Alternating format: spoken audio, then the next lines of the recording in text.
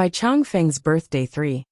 After all, if the other side was so righteous in their manner of doing things, then there wouldn't be such a cockroach among their ranks.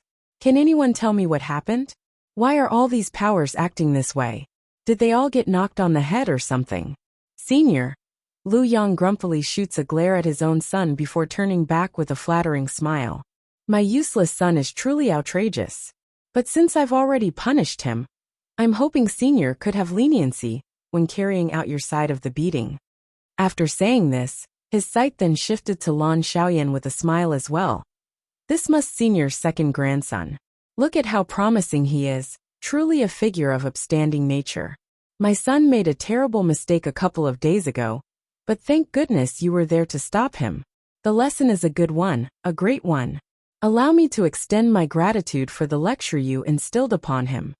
If it weren't for Lu Yang's sincere look, then perhaps Lan Xiaoyan would still believe the guy was faking it, and inwardly cursing and yelling at him inside.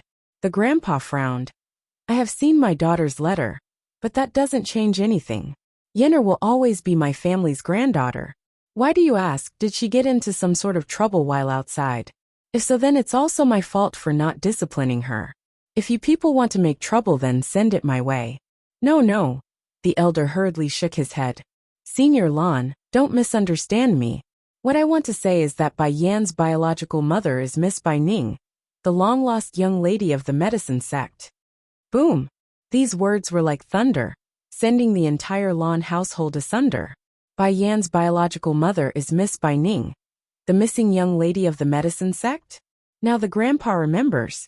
According to his old memories, his daughter Lan Yu did have a friend by that name long ago. Just that the name didn't ring any bells until now. Is what you saying absolutely true? Trembling right down to his fingers, everything seems so surreal to this old grandpa. But what does this have to do with my Lan house? The fact that Bai Yan was the disciple of the Holy Land elders didn't change much when it became public knowledge. The reasoning being the girl's not a genuine child of the Lan household. Of course, old Lord Lan would be pleased that the girl could find her biological family. But that doesn't explain anything about the change in attitude from everyone. Visit my site on Translation if you wish to read ahead of public releases. Of course it does. The elder makes a rather frank laugh, like he's quite amused by the situation.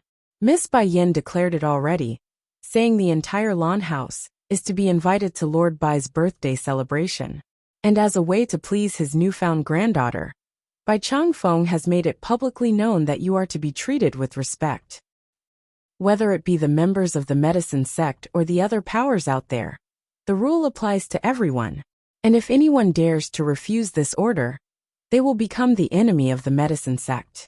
That's a declaration directly from the Lord himself. After saying that, the elder from the Shadowless sect then sneaks a peek at the moopy-looking man from the Blood Moon sect. Misunderstanding. This is all a misunderstanding. Sweating profusely, Lu Yang attempts to downplay the matter. My son is indeed immature and ignorant. Sir Xiaoyan beat him good and proper. From now on, the citizens of the Luhua kingdom is my Blood Moon sect's responsibility. What happened that day will never happen again. By Changfeng's birthday 4. And Lu Yang then puts on the most pleasing smile one could make. I will take my son to apologize to the girl and make compensations. Would that be fine? Due to how muddled old Lord Lan's brain was still at the moment, he had completely missed everything the man said, and only nodded to the question like a machine. Seeing this, Lu Yang finally issued out a relieving sigh, glaring at the guards behind himself. What are you bunch still standing there for? Hurry and drag this brat to the girl, so he can apologize. This will be your lesson. If I hear another incident like this in the future, then I will break your legs for good. And as if his words weren't enough, the man swiftly raised another stomp at his sons, but to send him flying out the door. So close. My Blood Moon sect nearly got destroyed because of this useless son of mine. Oh, thank goodness that Lan Xiaoyan isn't injured. Otherwise, who knows what the medicine sect would have done to us. Turning around again. Senior Lan, I should leave as well. But be assured, if there is anyone who dares to cross your family in the future, then you just need to say the word. My Blood Moon sect will unconditionally come to your aid. Cross. The elder from the shadowless sect couldn't resist a smirk. Who in their right mind would want to cross this family from now on? Besides, if the Lan house really is facing trouble, why would they need you to help when there's countless others more willing and more powerful to step in? Senior Lan, I will also take my leave then as well, since I've brought the gift as per my lord's instruction. When the time comes, I will be sure to greet you at the medicine sect. Ha ha ha. Once again making a jolly laugh like when he first entered, the elder from the shadowless sect soon left, leaving behind his gift just like the rest today. Still muddled and dazed there, old Lord Lan eventually issued a lamenting sigh. Xiaoling Xiaoyan, your aunt has done many wrong things in her life. She handed all of the Dan pills the family saved to that ungrateful bastard. Then even in death she never returned to us for help. However, she nevertheless did one correct thing in her life, and that is to take Bai Yin in as her own. Visit my site on Cat Translation if you wish to read ahead of public releases in the years where Lan Yu was still alive. Bai Yin was undeniably the most favored daughter of the Bai house, where both father and mother showered the girl with love. But good times never last. As the old saying goes, a stepmother could never truly take in one that's not her own. It's too bad that bastard died too early, said Lan Xiaoyan with a sense of injustice. If that bastard is still alive right now and learns of Bai Yan's identity, then he would be regretting it even more than he did. It was Bai Zhengxiang who lost the young lady of the medicine sect, and it was he who also turned Bai Yin into his enemy. Imagine the man being still alive right now. It's almost certain he would be green with regret by this point. If I remember correctly, it should be Nangong Yi's execution date in 2 days. Old Lord Lan suddenly brings up the topic after some musing. We can pass this information off to him. As stern and upright as this old grandpa may look on the outside, he's in fact very biased when it came to his own family. I will do it. Lan Xiaoling preemptively offers to take the job after some contemplation. Nangong Yi is already judged with treason, just that His Majesty wants to keep him imprisoned until a later date. Even if the main conspirator was Bai Ruo, and not the former crown prince, Nangong Yi nevertheless still had a hand in it. There's no way he could shirk off responsibility. By Changfeng's birthday 5. More importantly, Nangong Yuan King knows that if he doesn't deal with Nangong Yi, then it would likely offend Bai Yan. As such, he could only personally sentence his own son to death for the sake of himself. Fortunately, there are still 2 days from the date of the execution. Nangong Yi, he can suffer for the remainder of his time in this life. That's what Lan Xiaoling thought, wanting to get some payback. The dungeon's a cold and damp place. By no means was it a comfortable place, evident by the countless flies hovering around the former crown prince's body, that's currently huddling to one corner. Nangong Yi originally couldn't stand such drastic changes to his lifestyle, but anything would become the norm after so long in here. Did any of you hear about the news? All of those third and second-rate powers out there are coming to give gifts to the Lan house in droves. They say each of the boxes are holding priceless treasures. Che, who doesn't know this yet? Pretty much everyone in the kingdom, and the whole land, is booming with this news. Lord Song's wife is the granddaughter of the Lord of the Medicine sect, and that the lady who left the girl behind to Miss Lan Yu is in fact the young miss of that power. Now, as gratitude for the care they gave Miss Bai Yin, the medicine sect is now openly shielding the Lan house with their influence.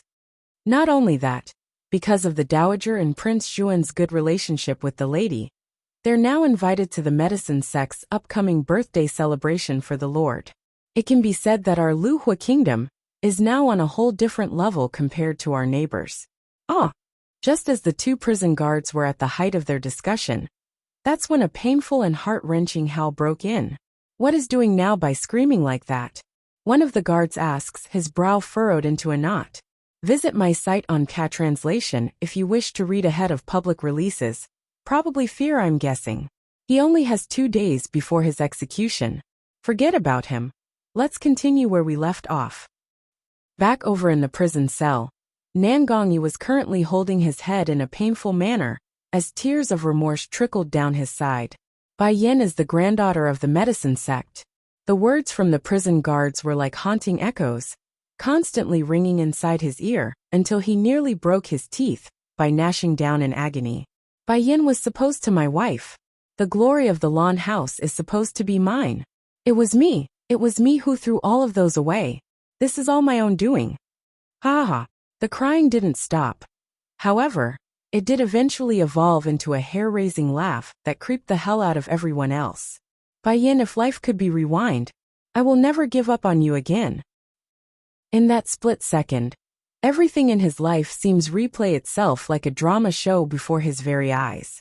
And it was also at this point where he realizes how much he missed, how much he lost, and how much he pushed away. This erratic behavior naturally drew in the attention of the prison guards, who's still discussing the topic, shaking their head upon coming to check. This once glorious prince really have gone crazy now. What do we do now? The shorter guard turns to his companion and asks, what can we do? Let's go and report this to the young master from the lawn house. If we can somehow please that family, then we won't have to worry about being picked on by others again. That said, the two men then happily strolled out of the dungeon, leaving behind nothing but the erratic laughter of the former crown prince and his remorseful self. By Changfeng's birthday 6. Ever since Bai Yan's return to her ancestral roots that day, the group that's the happiest had to be the elder council of the medicine sect. In fact, these old geezers have been ignoring their daily tasks for the past couple of days, and would hound around the woman to ask her questions about alchemy. 1 or 2 days wasn't a big deal, but after some extended duration Bai Changfeng has had it. Giving the order, he declares that none was to disturb his granddaughter out of petty jealousy. He intends to monopolize the girls' time, so they could bond together and catch up on the missed time they lost. However, rather than just bonding with her genuine grandfather, Bai Yin was more interested in her mother's story during these past few days. According to the information she got from everyone, Bai Ning was an outstanding and talented young woman whom disappeared over 20 years ago. Since then, the missing person never returned and left no clue as to her whereabouts. If not for Bai Changfeng insisting that his daughter's still alive, the other members of the medicine sect would have likely set up a tombstone for her by now. CEO Wang, what are you doing here? The yellow-robed elder Tianxian had only intended to walk past the place when he noticed the odd sight. CEO Wang's face blushed red from being caught and didn't know how to answer his peers' questioning. Are you looking for the lady? Tianxian's brow tightened hard at the idea. Didn't the Lord declare no one is to come bother her? Now that Bai Ning's no longer around, there could only be one lady, and that was Bai Yin, making a deflated face. I don't want to disturb her either. I just want to apologize for the mistake I made before. Ho ho! Tianxian scoffs a sarcastic laugh. So not being a dog of Ying now, eh? CEO Wang's body naturally stiffened at the remark. In fact, his shame was so bad that he could literally dig his own head into the dirt and stay there. If you had known it was wrong, then why did you do it? Sighing at his companion's remorseful face, the yellow-robed elder shakes his head. It's best you leave now. If the Lord finds out you are stalking the lady's residence, then you might not even be able to keep your head at this rate. Visit my site on Translation if you wish to read ahead of public releases. But just as the elder was ready to leave and move on with his business as intended, Tianxian suddenly remembered something else. Stopping again.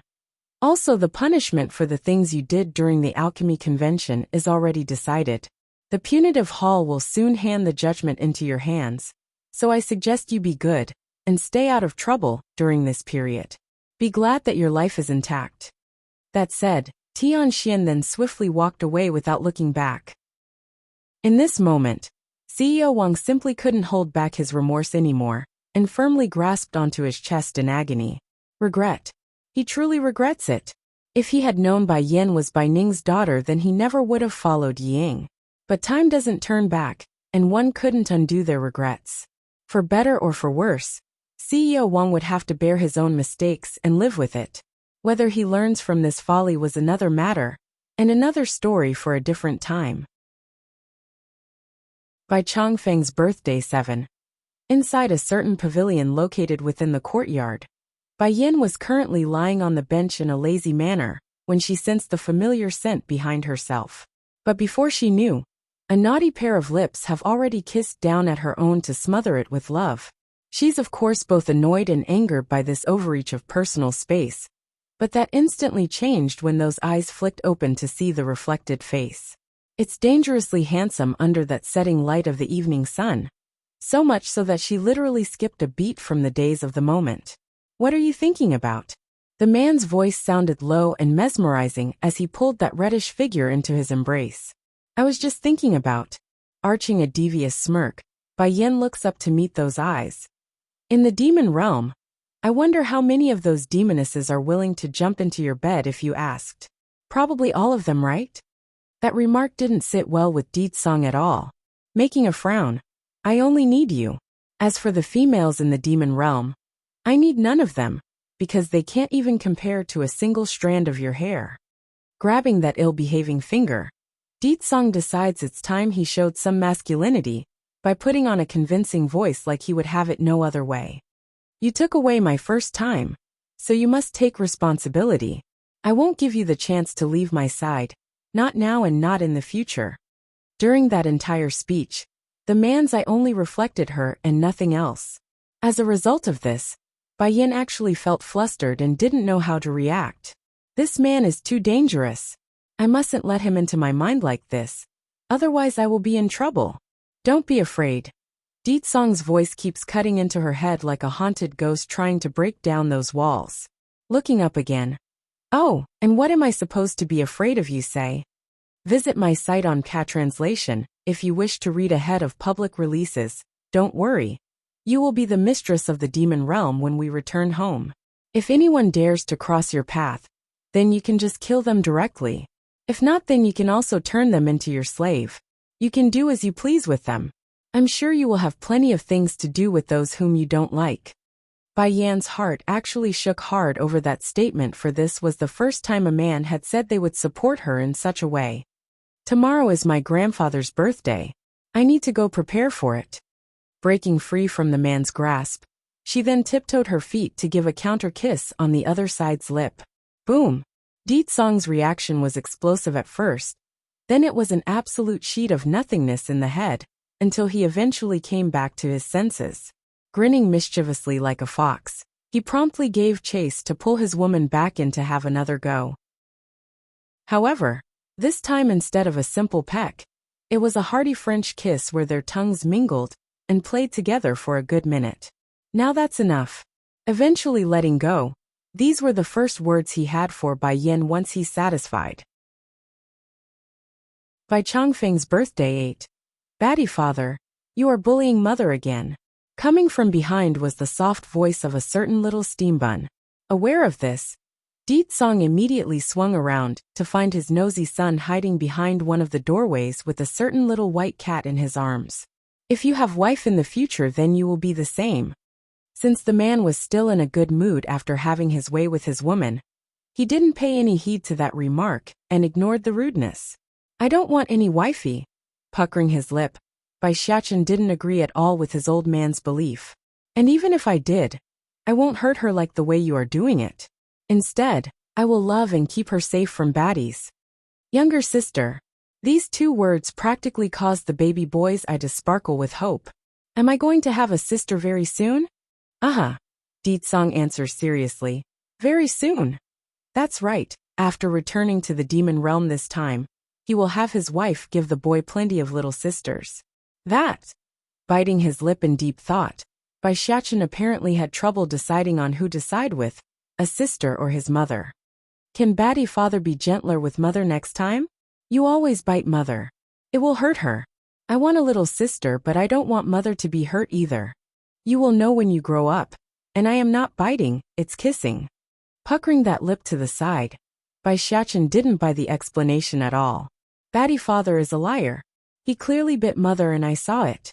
Now it was Song's turn to cast some doubts over his own behavior. Is my actions bullying? Visit my site on Translation if you wish to read ahead of public releases, Batty father. I am not a 3-year-old child anymore. You can't keep fooling me. Puffing those cheeks, the little steambun's face looked adorably red at the moment. Well, the fact that you are not a 3 years old is true. You are a 6-year-old child. gawking that mouth in grievance. Bai Xiachen seems to have hit a sore spot for some reason.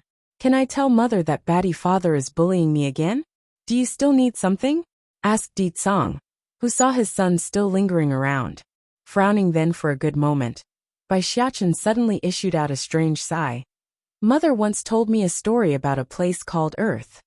She said that she knew a person in that place. The girl's parents were very loving at first, but that ultimately changed in the end when the girl's mother's side of the family got into trouble. The father hesitated at that time, fearing the trouble would also drag down his side of the family as well, leaving the girl's mother to fend for herself. I don't understand the story honestly, but batty father, I would always see tears coming out of mother's eyes when she tells me this story. Tearing up now, Bai Xiachen looks up with those glossy eyes at his old man. So this is why your mother refused to accept me at the beginning? Making a bitter smile in return, Di Tsong finally understands. Mother is afraid of being abandoned like the girl in the story. Batty father, you wouldn't be as unreliable as that man, would you? Firm in his voice, Di Tsong answers with absolute certainty. No. Even if it means betraying the world, I would never betray her. Then I will give mother to you. Bai Xiachen's face appeared somewhat sad when making that statement. However, he did relent eventually. She is my most important woman, and if you bully mother again, I will take her away and go find Godfather, and make her leave you for good. By Changfeng's birthday 9, gladly giving his son a pat on the head. And how are you supposed to know who your most important woman is when you are only so old? What's more, I will not give Chui Feng the opportunity. My woman will only love me. I of course know. Bai Xiachen said it with such surety that it's hard to doubt his claim. Mother is my most important woman in this world, and my most favorite woman in this life. Anyone who dares to bully mother will bleed for it. Despite his young age, the little man was already starting to show off his domineering style. Exactly like his old man's. As expected of my son, says this with a smile on Di Tsong's face. The demon realm will be yours in due time. When the time comes, I can take your mother out to travel the world. The dream may be nice and wonderful. However, that did not sit well with the baby boy at all. Collapsing in his face like he just stepped on shit, Bai Xiachen puts on a miserable and desperate look. Can you not? Fine. Really? Lighting up in the eyes, the boy looks on with hope. After your mother gives you a little sister, then we can go for a younger brother as well. When I pass the throne to you, and you don't care for it, you can pass it on to your younger brother instead. Why not directly to my sister? Puckering his lip to the side in discontent, Bai Xiachen didn't get the gender inequality. Now it was Di Tsong's turn to raise a brow like he didn't expect his son to ask. That's because being the king is too tiring. A wave of malice seems to be swarming over the boy's head at the moment. It can't be. A son is only used for squeezing and a daughter is used for spoiling? This is really unfair. Well, are you willing to let your sister work hard? Casting an inquisitive look to his son, Di Tsong actually wanted to know the opinion of others for once. Stumping for a moment, Bai Xiachen had to spend a good while biting his thumb in contemplation. I don't. All right, let's have mother make a younger brother too. When you squeeze me, then I will squeeze my little brother. Despite his will to hold back that laughter of his, Di Tsong simply couldn't when seeing the kind of face his son was making. It's downright adorable, and deserving of a hugging kiss if Bai Yin was around. Batty father, you wouldn't be only trying to coax me into lying to mother, so she would have kids with you? Finally noticing the oddity in his old man as well, the boy suspiciously eyes the guilty suspect. Of course not. Turning stern and losing his smile. Besides, if you don't help me, then the burden of leading the demon realm will fall on you. Instantly showing a deflated demeanor. Let's have mother make a little sister and brother then. Yes, this is the perfect outcome. While batty father takes mother to travel the world, I will take sister and tag along from behind. He can forget about ditching me by then. Di Tsong makes a proud smile. Then you need to help me some more by getting your mother to give you more siblings. Visit my site on Translation if you wish to read ahead of public releases. While the devious demon king schemes to get his wife into his bed, The son, on the other hand, was having a tough time swallowing the demand. This, didn't we agree before that I won't have to help? Also, why do I keep getting the notion that Batty Father is trying to coax and trick me? Batty Father. Biting that little lip. When are we going to the demon realm? After grandfather's birthday. We will go back by then. Talk about saying it like a done deal. Loud and crisp. Di Tsong's proclamation, as Bai Chongfeng's grandson-in-law, has now been openly taken despite everyone's lack of knowledge. That is mother's grandfather. When did it become Batty Father's? Wide eye in surprise. Bai Xiachen didn't get what his old man was doing. Father, I know you want to use me to get into mother's bed. However, you can't just kick me aside once you succeed. I want you to promise me this before I help you. That quickly brought on a frown onto Di Tsong's face. Am I the type to kick someone aside after using them? Bai Chongfeng's birthday 10, and also, who told you that I want to climb into your mother's bed? Auntie, of course. Due to his innocence, Bai Xiachen has mistakenly brought disaster upon the demon princess, who only wanted to do good. Good. Di Tsong's tone promptly got frosty for a brief second there.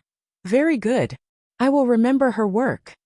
For the baby boy, he naturally wouldn't miss the strange anomaly. Giving a shiver. Why do I feel like being remembered by Batty Father is a very bad thing? Achoo. I'm guessing it's your brother if anything. Chui notes from the side, and earns a horrid response. I hope it's not him and someone else. The demon princess shudders at the thought. Being missed by my brother is too scary. Shaoran. It was then that Chui caught a glimpse of their long-awaited guest from afar. Look over there, it's your family. Visit my site on Cat Translation, if you wish to read ahead of public releases. Lighting up at that info, Lan Xiaoyan didn't take much to notice his grandfather leading the pack over to their position, making a cute and excited face as she waved at them. Grandfather, elder brother, second brother. Her actions immediately caught the attention of the party. You are all finally here. I and cousin have been waiting forever for all of you. Making a cough to clear his throat, the one to speak out was old Lord Lan. Let's go, I want to meet Yenner. By the way, explain the details to me about what's happened thus far. All right. Watching as the family group went ahead before themselves, Di Xiaowan suddenly turns to his rival friend Chui Yi. I heard your holy land is in the same league as the medicine sect around here. How come your side didn't send people over for Lord Bai's birthday? Of course it's not like that. My brother merely doesn't like to show himself before the prearranged time. Stretching those beautiful arms out against the open sky, Chui doesn't seem to be satisfied with her teasing yet. Let's go back and rest. I'm sure your own brother is already looking for you. This promptly raised a sour face onto the demon princess, who instinctively stopped herself from walking. Do you even want me to go back anymore? Why are you trying to scare me so much? Humph. That's because my mood is not happy. Who can you blame but yourself for being Bai Yan's sister-in-law? I was supposed to be in that position. All droopy in her eyes now, Chui stares directly at the demon princess. Like you would understand my emotions? Despite my fondness for Bai Yan, it's you who got to be what I wanted. So what's wrong with scaring you? If I don't scare you a bit, then I can't soothe my annoyance. Fine, fine, fine. Out of consideration for your bad mood, I will overlook it this time. All smiles now, Di Xiaowan happily cocks her chin high into the air like the winner. However, that was a mistake. What are you still standing there for? Seeing her friend not moving still, Chui decides to shoot another killing blow to hurt her counterpart. If you don't move it, then your brother might just come out here in person. By then the consequences would be far worse than just making him wait. Shuddering in cold sweat at the terrifying thought, Di Xiaowan ended up running over in haste at the end despite her hesitation. Finally, the day for Bai Chongfeng's birthday has arrived, and so did the curtain become drawn for the glorious era of the Lan House. Whether it be the members of the medicine sect or other powers invited to attend, everyone was showing absolute respect for the old house chief and his family. Return to the Demon Realm 1. In particular were the two unmarried young masters of the Lan House. Since they still needed a proper wife, it's no wonder the female disciples from young to old would swarm around the boys like moths to a burning flame. Because of this incident, neither brother would dare to step out of their rooms, and caused them to miss the rare opportunity to explore. Fortunately, the date of the celebration was at hand, thus allowing the two siblings to heave a sigh of relief. Nighttime. The Lord of the Demon Beast sect has arrived. The Elder of the Misty Fairy House has arrived. The Holy Land's young lord. Numerous announcing voices were abnormally crisp and clear despite the vast number of sound signatures in the air. For everyone else, this was undoubtedly a day worthy of celebration and a joyous occasion. Yet it was Bai Yin herself who seems to be the most restless, as she eyed the outside for some unknown reason. "Cousin." It was just then a voice comes up from the back. Turning around, she looks up to find a familiar figure. "Second cousin, something wrong?" Visit my site on Translation if you wish to read ahead of public releases. Well, Lan Xiaoyan calmly nods. "I know you are waiting for your brother. I want you to know he's already left." Left? Bai Yan's palm immediately fell into a tight clench of discomfort. He left? Why? Where did he go? The boy's the first person she met when she fell into this strange and unknown world. And it was also he who gave her warmth and unforgettable care when no one else would. Now that she's able to give him a stable life, he leaves? Why? For what reason? "Little cousin asked me to pass on a message to you. Bai Xiao said you are growing too fast and too high, so much so that he couldn't keep up at this rate. Therefore, he could only use his own method to catch back up to you, and not be left behind." A sheen of complicated emotions ran through Lan Xiaoyan's iris after those words. "He also said you are the one he must protect with everything he has in this life. When he's grown and strong enough, he will surely return to your side." Bai Yan's heart trembled at that notion, pursing her already dry lip. "That silly boy. Cousin, you don't have to worry about your brother. He will take good care of himself. If fate permits, we will meet again very soon for sure." Lan Xiaoyan was honestly in pain over Bai Yan's saddened face. "I believe in Shower. My brother will always be the best." "That's right. One day he will return home to my side. Let's go." Not waiting for the boy to speak first, Bai Yan decides to take the lead. "My grandfather's birthday feast has begun. Let's go inside." But before she took the last step inside, the woman didn't forget to cast one final glance at the darkness of this night. "Brother, I believe in you, and that we will meet again very soon." Somewhere inside a secluded valley, the stars were exceptionally bright as they twinkled with light. "Bai Xiao, what's wrong?" The young man further ahead of the pair asks his companion.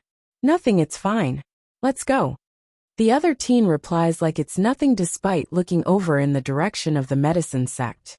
"Do you really want to go to that place? I say, we should just lose the idea. That place really isn't suitable for anyone. You should return to the demon realm too." "I'm set on this." The teen's eyes were firm and unyielding. "You only need to lead me there. When the time comes you can stay outside and wait for me."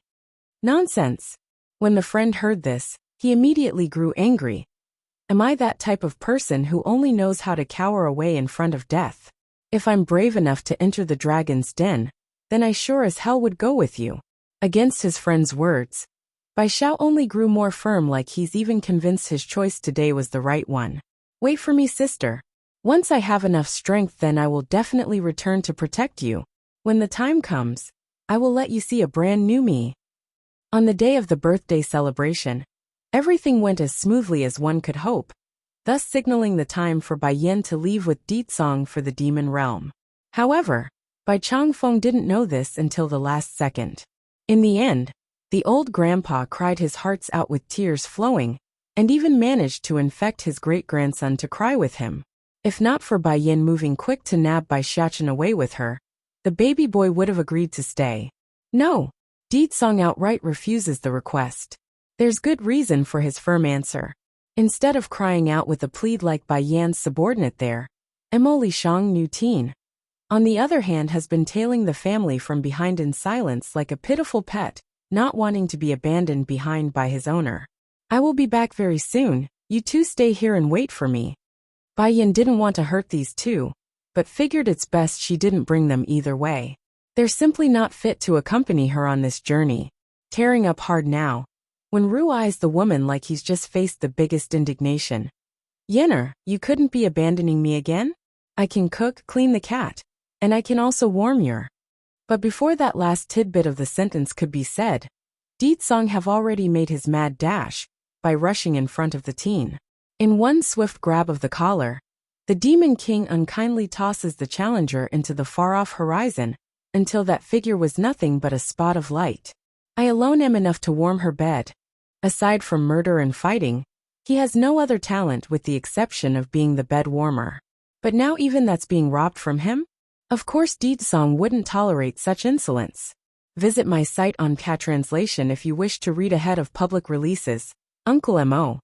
Bai Xiachen finally speaks up after the small charade. The place Mother and I are going is somewhere Uncle can't go. However, I will miss Uncle a lot, so wait for us. Against that soft and cuddly voice, that glistening babyish eye, Emily Shang simply for the love of God couldn't say no to it. Giving a nod. Okay. Mother, let's go home. Turning around, Bai Xiachen makes the cheekiest smile to his old man like someone trying to gloat. Go home. Despite being looked down upon, Deetsong didn't mind. Just those words alone were enough to send his mood into an absolute delight. Come, we will go home.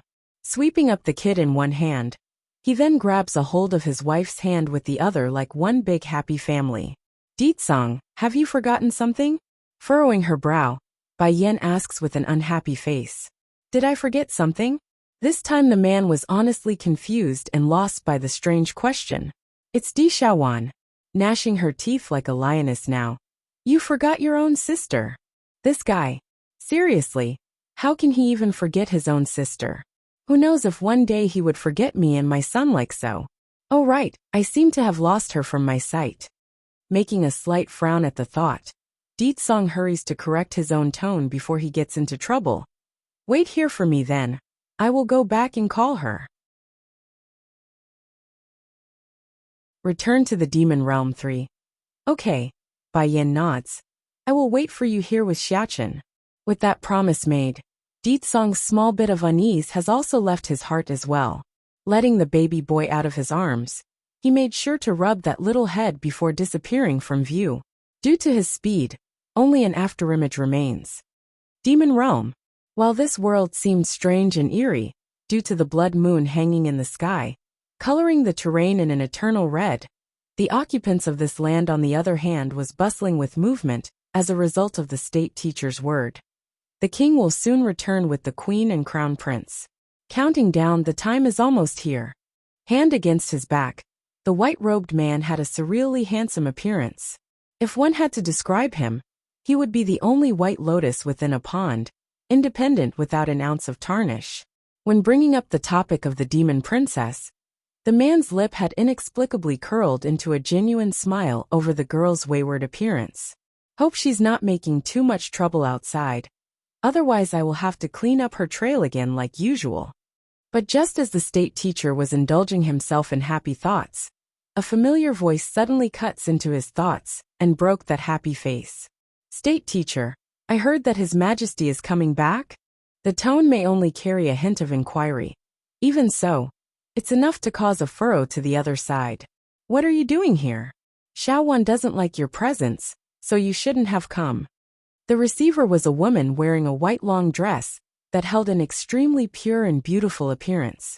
If any random stranger were to get a look, they would surely fall heads over heels for this lady. State teacher, I only wanted to ask of King's status. There's no ulterior meaning. What's more, Her Highness is too immature. No matter what, we are still of the same kind. That's right, this lady was a fox, just like Di Xiaowan. The only difference would be their birth. Visit my site on Cat Translation if you wish to read ahead of public releases. Just because she got lucky and was born into the royal family doesn't mean she's better than me. I will one day climb above that wench and make her kneel before my feet. You got some nerve talking behind the princess's back. A pang of frost instantly overtakes the state teacher's iris. Also, I'm making this clear now. This time the king is coming back with the queen and crown prince, so you can lose that wish of yours. With that said, A blast of power promptly flew out of the man's sleeve and sent the foxy lady flying until she had slammed directly into the supporting pillar behind herself. State teacher, you are misunderstanding me. Leaking a trickle of blood from the corner of her mouth, the woman persists to keep up the story. I only wanted to care about His Majesty's well-being. I would never dare to badmouth the princess. You know your heart better than anyone. I'm giving you this final warning. If you take a single step out of line, then I will personally see to it that your entire clan pays the price. Upon those words, all forms of gentleness have left the man, thus causing the fox woman to stiffen up. If state teacher is not willing to say, then I will see to myself out. Who doesn't know the king is cruel and ruthless? Therefore, in light of many females being in love with His Majesty, none would dare show a speck of their true intent. Return to the demon realm 4. I being no exception. But that doesn't mean I will just step aside for a woman who's likely the result of state teacher's doing. A flicker of light flashes in the woman's iris as she curled that lip into a snarl.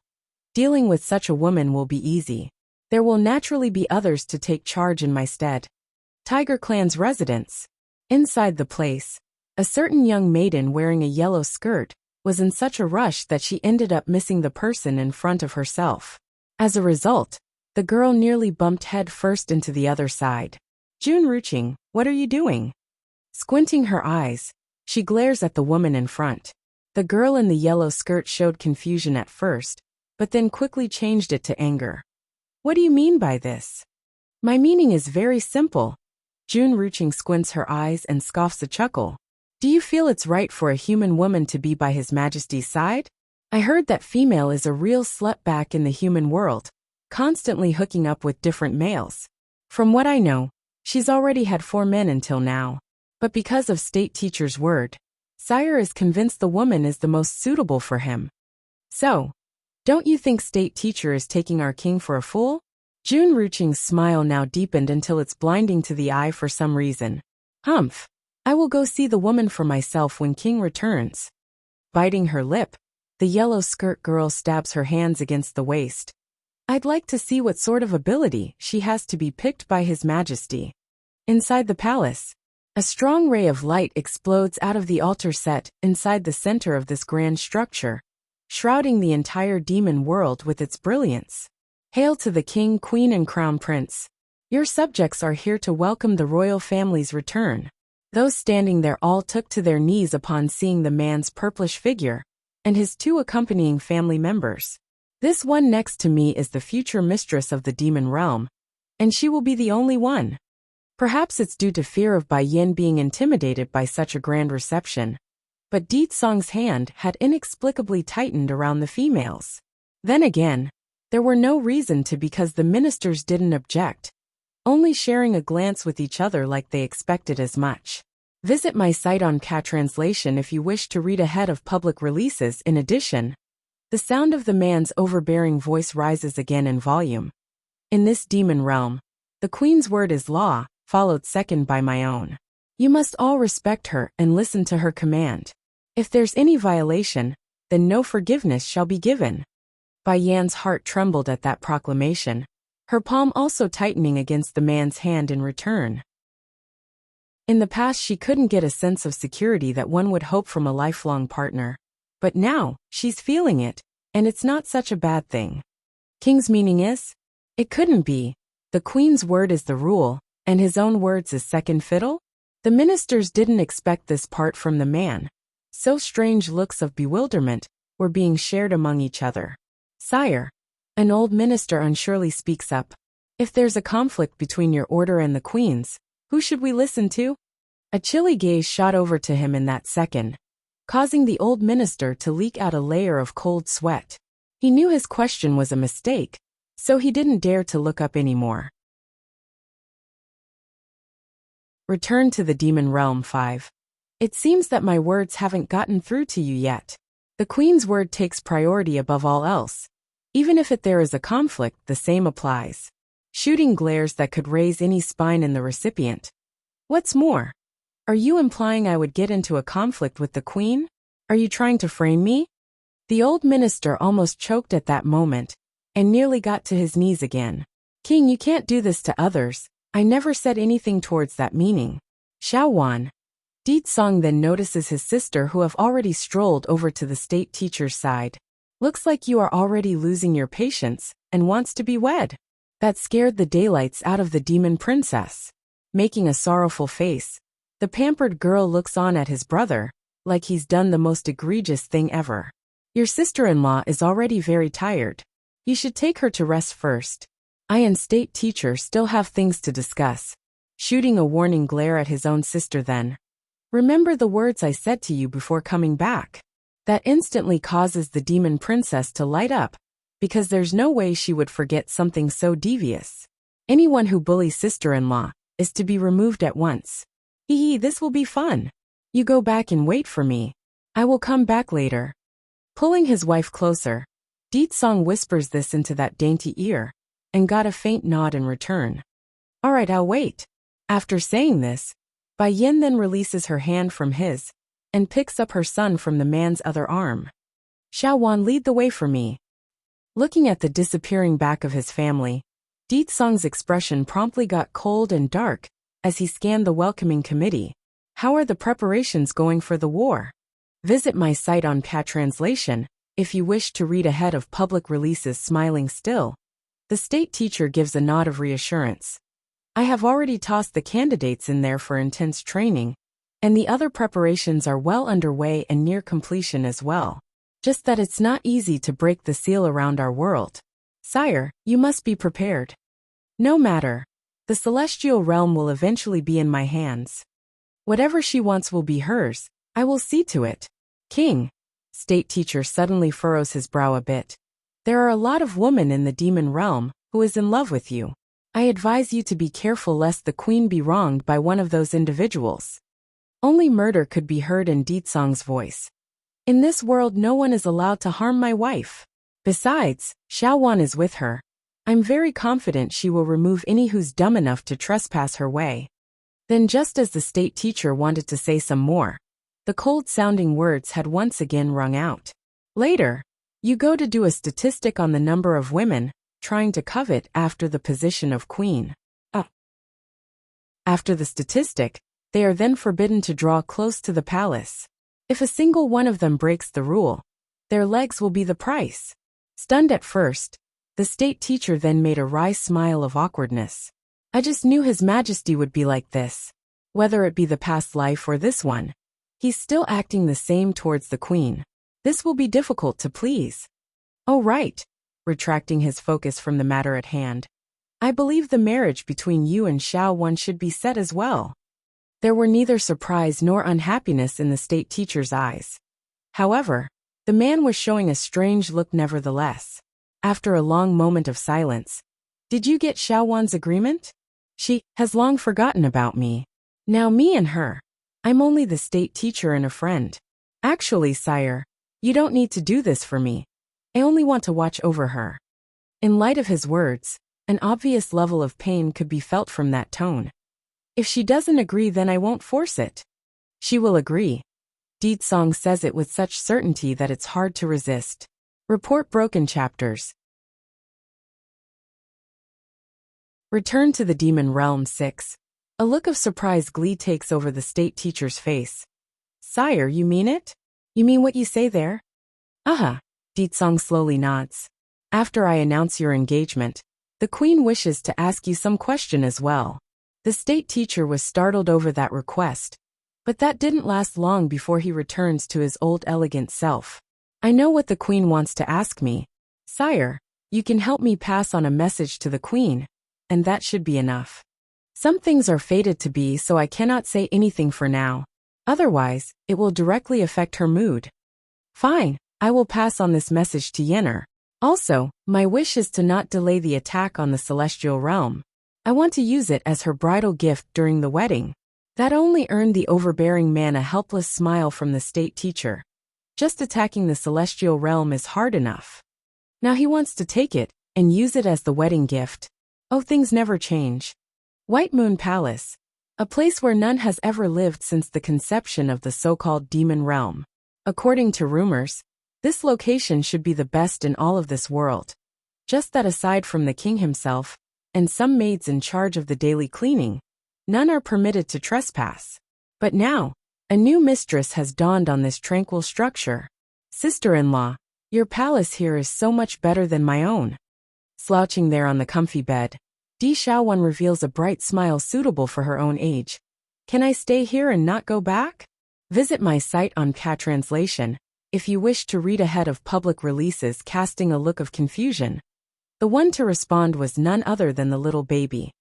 Auntie, aren't you afraid of Batty Father coming to toss you out? I know he will if you try to stay. Twitching in the mouth, the demon princess immediately showed a grieving look. Sister-in-law, you would protect me, wouldn't you? Caressing her own chin over that plea, Bai Yan's iris was brewing with laughter. You can stay if you want, however. But before her agreement could be finished, the door to the room was suddenly barged open by an unknown hand. That naturally annoyed Di Xiaowan, who had her conversation cut off, thus causing the girl to have that face sink a cold one.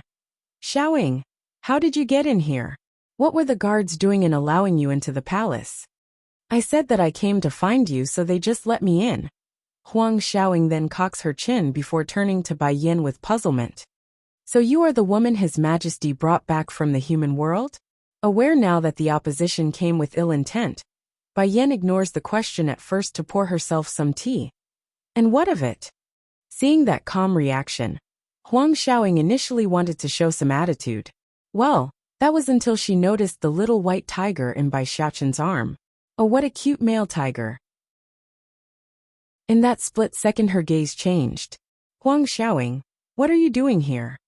Noticing the strange look from her friend by now, Di Xiaowan hurries to block off her nephew from the intruder's view. I'm telling you now, don't think for a second that just because you are my friend, that I will allow you to bully my sister-in-law and nephew. If you try, then I will beat you to death. The demon princess then pumps a fist up to show off her menacing and dangerous side. Report broken chapters. Friends, how can a bond like that compare with a sister-in-law and nephew? This friend I can lose if must. What is the name of the tiger? Huang Xiaoying fidgets her body, that face totally lacking the steaming demeanor of her initial entry. Due to how off-guard little Rice was at being called out, he immediately jerked up with his fur raised. In a desperate attempt, the little feline promptly shrank into Bai Yan's arms, like it would give him a higher level of safety. Mew mew, this woman's gaze is very scary. Brother never did like the silly type in a female to begin with. If not for me being his sister, he would have hung me out to dry long ago. So let's not mention this Huang Xiaoying. The mere sight of her would be disastrous. I want to know the identity of this tiger. Huang Xiaoying shyly lowers her head, that voice sounding embarrassed like a maiden in love. You wouldn't be trying to snatch little Rice, are you? Di Xiaowan immediately levels up into a heated mode. I'm telling you this now. Don't even think about it. This white tiger is my sister-in-law's contracted familiar. No one can touch him. The queen's contracted familiar? The yellow skirt girl stared wide-eyed with her big innocent face. Can I be your contracted familiar too then? Talk about leaving the demon princess in a dumbfounded state. Just now Huang Xiaoying was still stomping over in a steaming mood. Now she's asking to be Bai Yan's familiar? What the heck? I want to be your contract familiar. I want to be with. Not being able to say the last part, the maiden then shyly points her finger over to little Rice to indicate her meaning. Like thunder, it was little Rice's turn to be shocked. Visit my site on Cat Translation if you wish to read ahead of public releases what's happening here.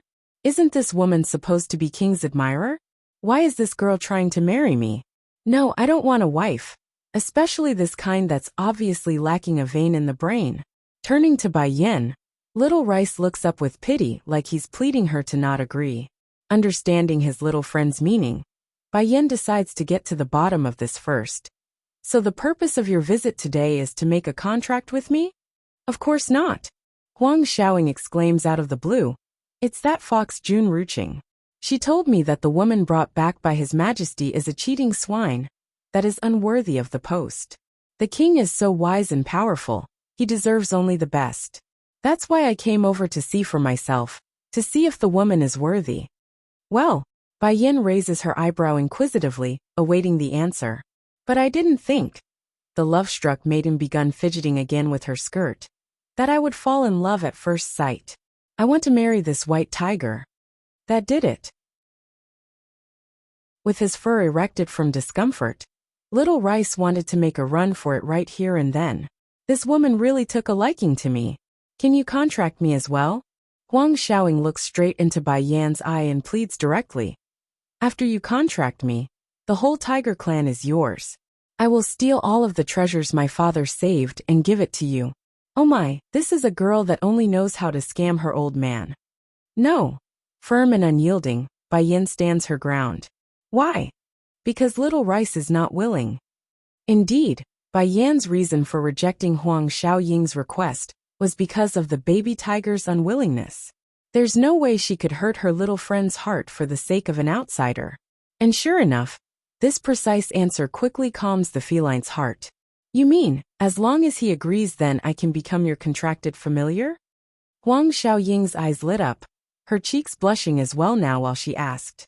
Report broken chapters. Return to the demon realm, 8. Probably? Bai Yin gently makes a nod like she's unsure of it herself for once. Why? I will definitely get him to agree. Though reluctant, Huang Xiaoying nevertheless removes her own gaze from the white tiger, knowing it's improper for a girl to stare so hard at her future husband. My name is Huang Xiaoying. You mustn't forget me, okay? Di Xiaowan couldn't take any more of this. Patting her own face to clear up the bafflement, she sounds a little irritated. Huang Xiaoying. What? The friend turns to face the demon princess like she did no wrong. This won't do. I must hurry and go report this to brother, and have him ban this dumb friend of mine out of the palace. Mistress spoke already. I can if Little Rice accepts me so your words don't count. Grinning right up to her eyes, the tiger maiden grins triumphantly. Also, it was Jun Ruching who bewitched me to come, so it's not my fault. Jun Ruching. Bai Yin rubs her chin meaningfully. Is it a woman who's another admirer of deed songs? The tiger girl gives a serious nod. At first I did believe her when she came to me. After all, I do adore His Majesty like everyone else. Just that. Blushing at this part, she shyly shoots a quick peek at Little Rice, who was still uncomfortably hiding in those arms. I now have someone better. A wife must follow their husband. From now on I won't take anyone but Little Rice. Mistress. The white tiger became angry now. Jumping up from those arms, he growls viciously at the intruder. I will never marry a girl like her, so you mustn't agree to this tigress's trickery. In addition, she must be in collusion with that Jun Ruching or whatever. Mistress, you must protect my chastity. After saying something so embarrassing, Little Rice then continues on with his rant after making a helpless spin for help. Besides, my mistress isn't even like what that Jun Ruching claims she is. That woman never even went to the human world, so how could she know anything?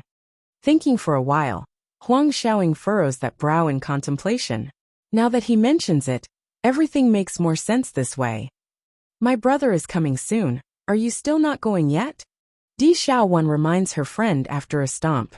Visit my site on Cat Translation if you wish to read ahead of public releases. Huang Xiaoying may have just found her soulmate, but that doesn't mean she doesn't fear that terrific existence that's known as deed song. Shivering from the pang of cold chill running down her spine. Wait for me. I will find a way to get back in later. No need. I will leave word to those below, so they would not let you get close to the palace. After saying that, Di Xiaowan then hurries to block off Bai Yin from view in order to cheekily gloat before the tiger girl's cute face. Biting that lip in grievance, Huang Xiaoying eventually did step away in light of her unwillingness. Oh, she has finally left. The demon princess breathes a heavy sigh of relief. Little Rice, you don't need to be polite if she come back again. Just toss her out if you want. I don't want any more people fighting with me for sister-in-law.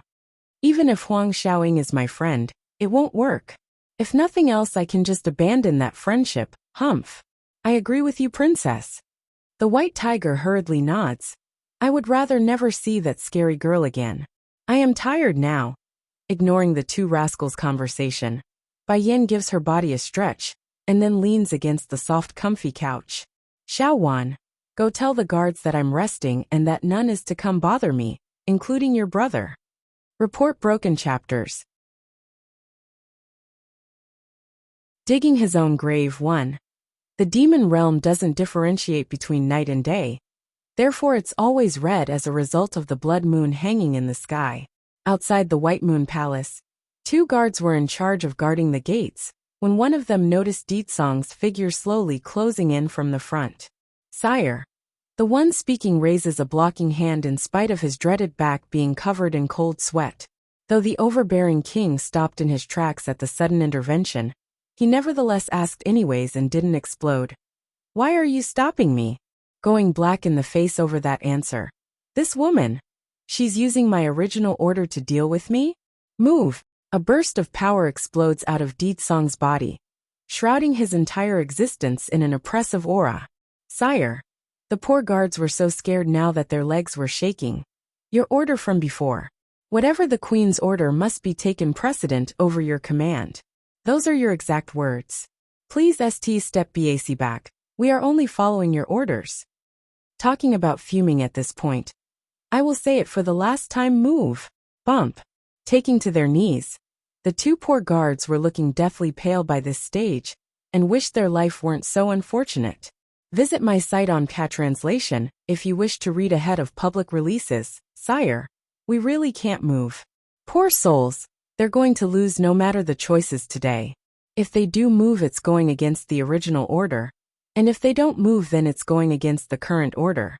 No matter what, it's still going to infuriate their lord and master right in front. Good, very good. Making a cracking sound with his fist now. Ditsong was twitching in that mouth due to the extreme rage coursing through his veins. However, despite all this threat and intimidation, the overbearing man didn't act. In the next moment, that purplish figure was gone and out of sight. This is Sire, is he gone? One of the braver guards looks up, unsure what to do next because his legs were still too numb to stand. The other guard also trembling still. I think so. But I doubt His Majesty would ignore what we've done just now. He did say the Queen's word must be prioritized. But at this rate, I have a feeling things aren't going to last long if the situation continues to turn out like this. Seriously, who in the right mind would expect the future queen of this land to make such an order on the first day?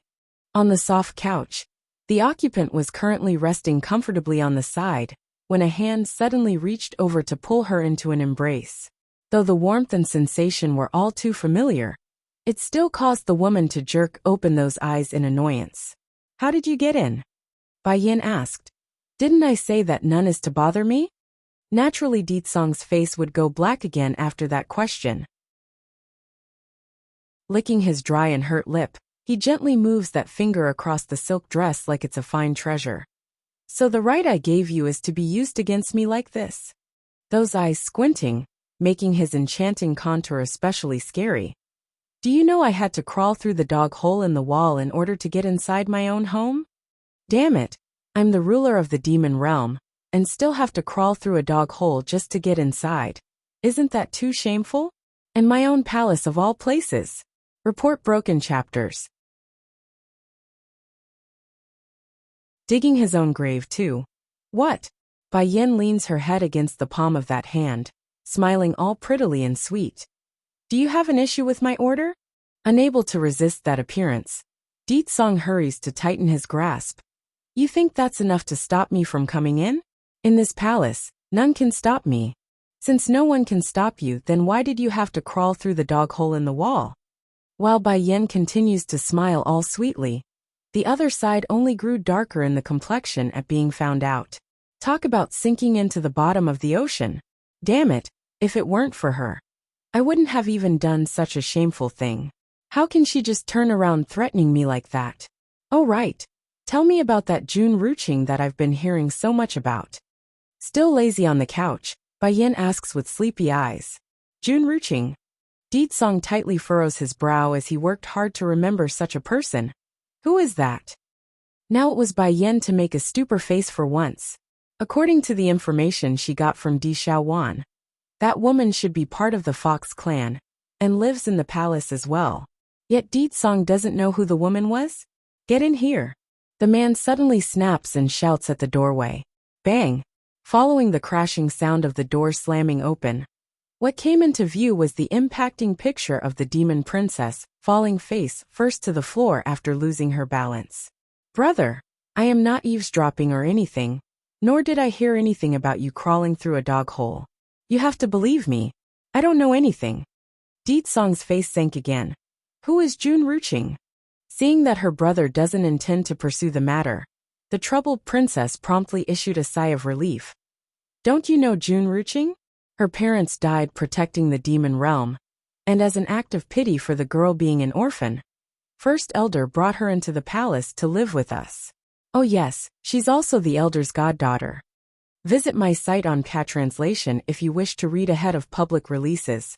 Oh, now that you've mentioned it, there is someone like that if I remember correctly.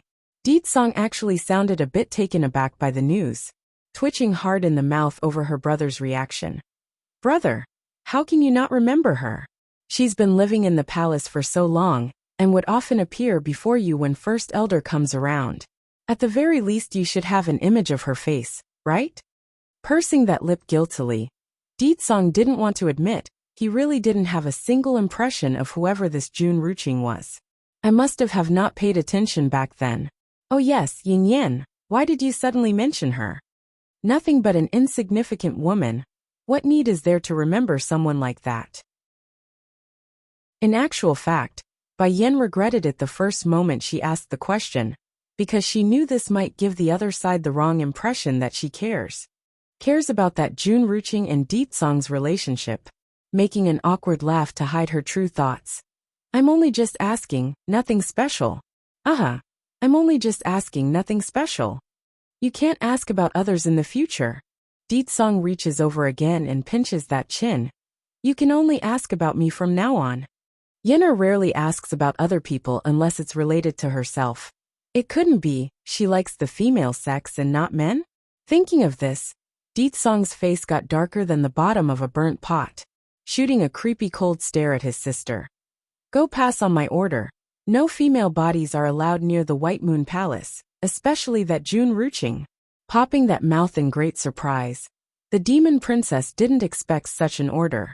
Why does brother make it sound like that woman's fighting him for sister-in-law's favor? Shuddering at that creepy idea, Di Xiaowan didn't want to know the truth. I will go right away, brother. No need to give me that look, you know. Report broken chapters. Digging his own grave 3. Afraid Song would bring the topic back up again. Di Xiaowan hurries to leave, not wanting to leave it to chance, and made a cold hard dash for the outside.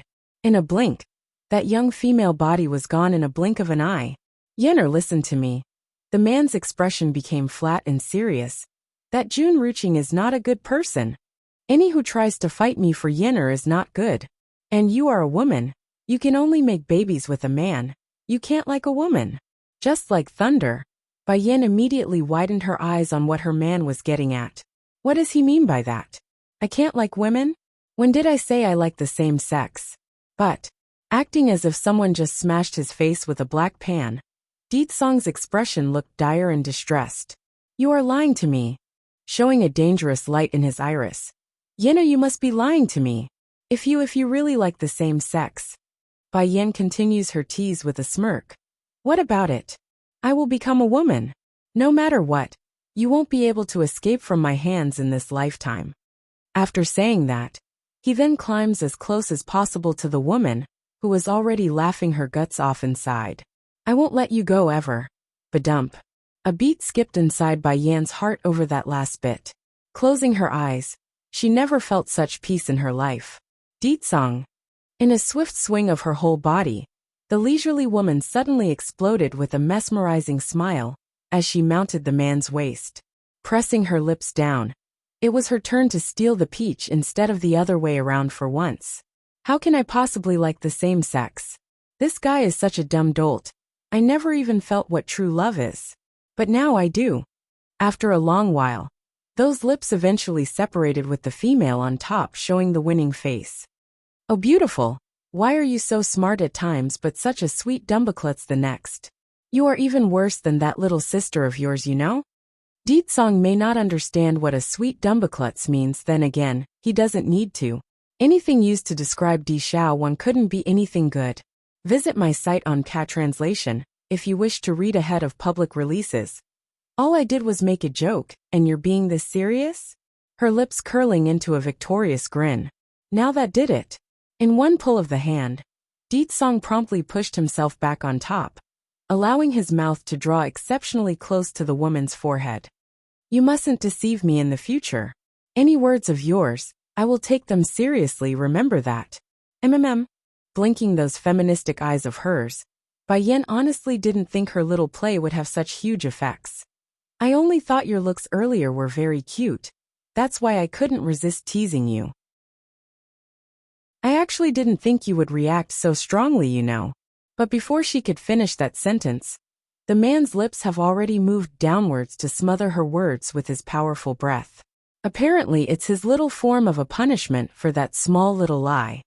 White Moon Palace. At the front gate to this forbidden palace, 2 guards were doing their best to avoid making trouble when they saw a woman dressed in white slowly walking over to their location. Miss Ruching, one of the guards hurries to block the outsider. By the queen's order, no one is to disturb her rest. The smile in the fox woman's face froze. I only want to pay a visit after hearing the queen has returned with the crown prince. Mind passing my coming to her royal highness?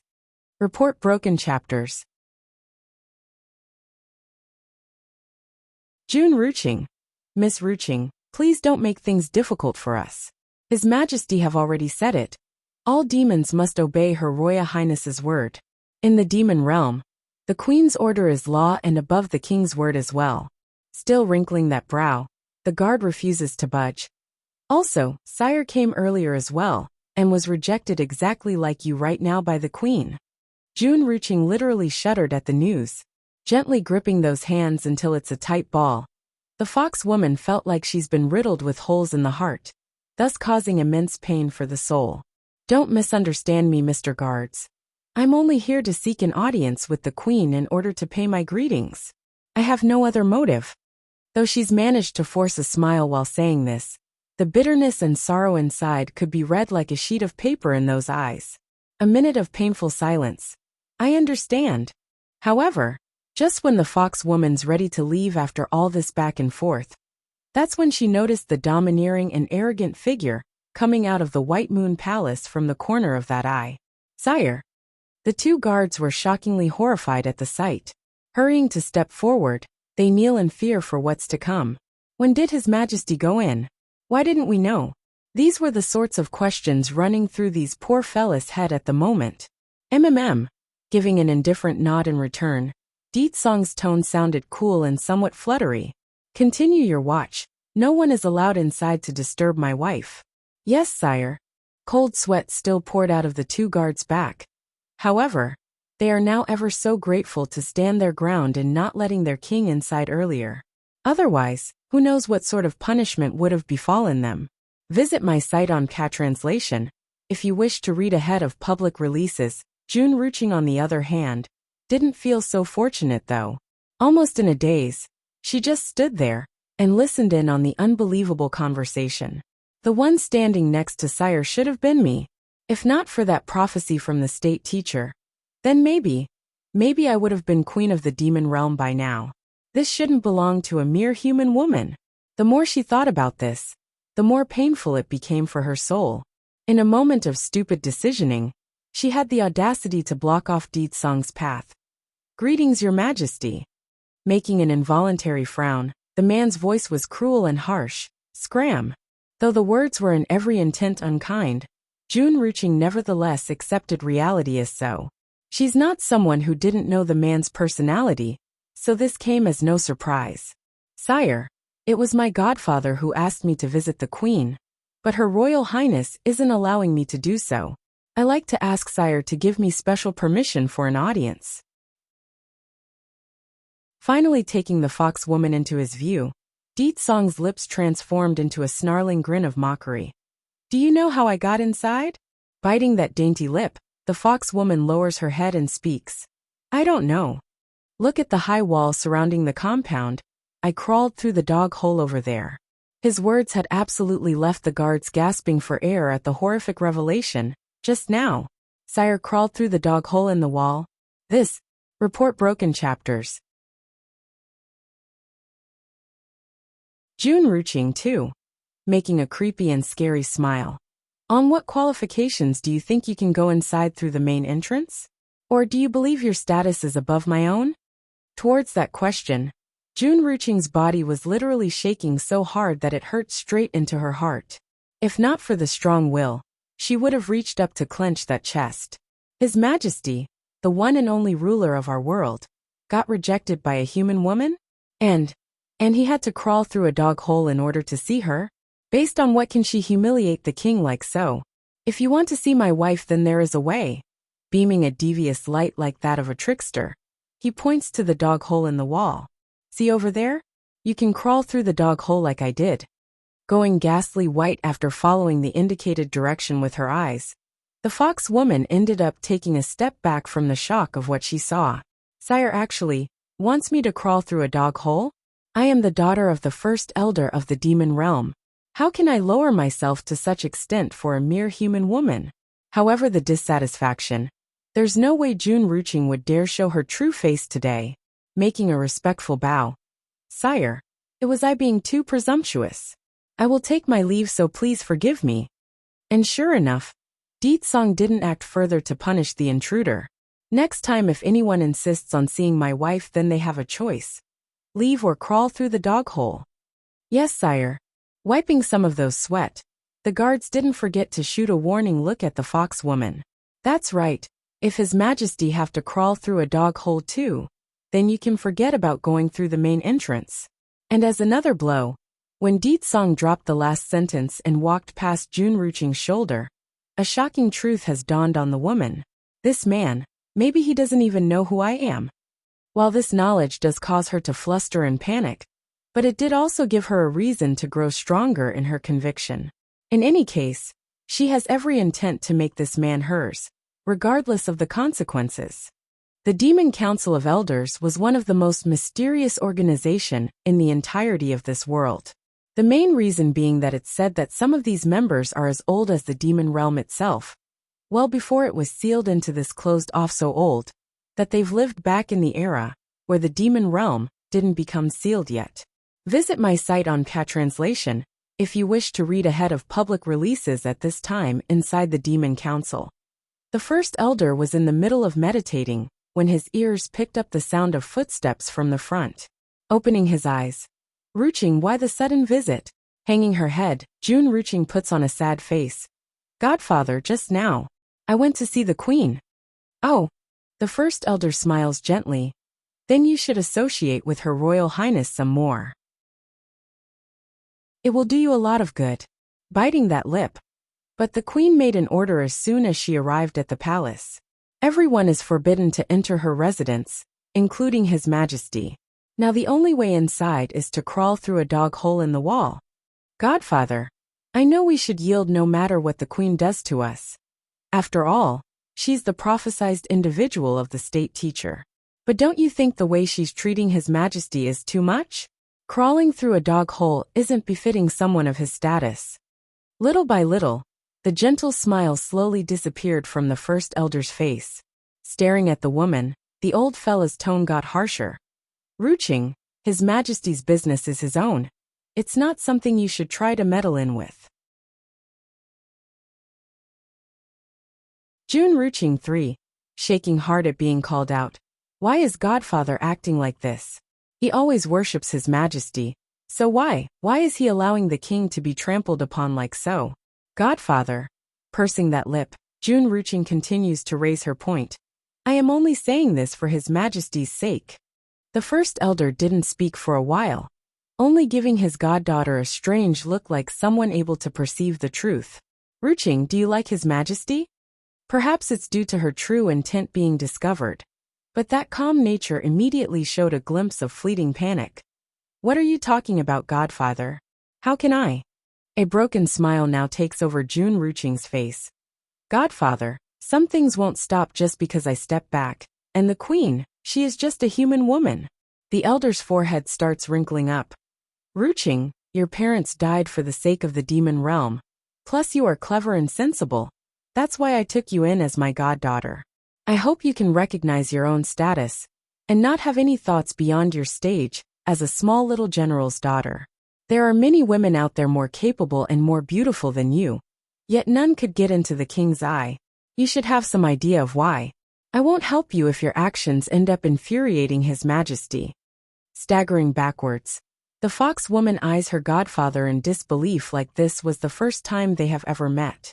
She had thought after so many years of being together that the first elder would side with her on this matter. That's why she divulged her heart's true intent. Yet, he called her a daughter of a small little general, and to not have ulterior motives for the king. Embedding those nails into the flesh of that palm, Wuxia hides her pain and anger by closing those eyes. Thank you, godfather, I understand. I'm happy that you can see things through. Now and into the future, you will still be my good and sensible goddaughter. Smiling now, the elder turns away. Go now, I need to continue my cultivation. Yes, godfather. Complying, the fox woman also turns and left the hall. Totally unaware, the first elder was eyeing the droplets of blood staining the floorboard from the corner of his eyes. Visit my site on Translation if you wish to read ahead of public releases. Outside the council's main hall. So the years of bond between us is only to this extent, a daughter of a small little general. Wuxia's lip curled into a snarl of bitter sadness. I've always taken myself as a member of the Fox clan, the daughter of the first elder.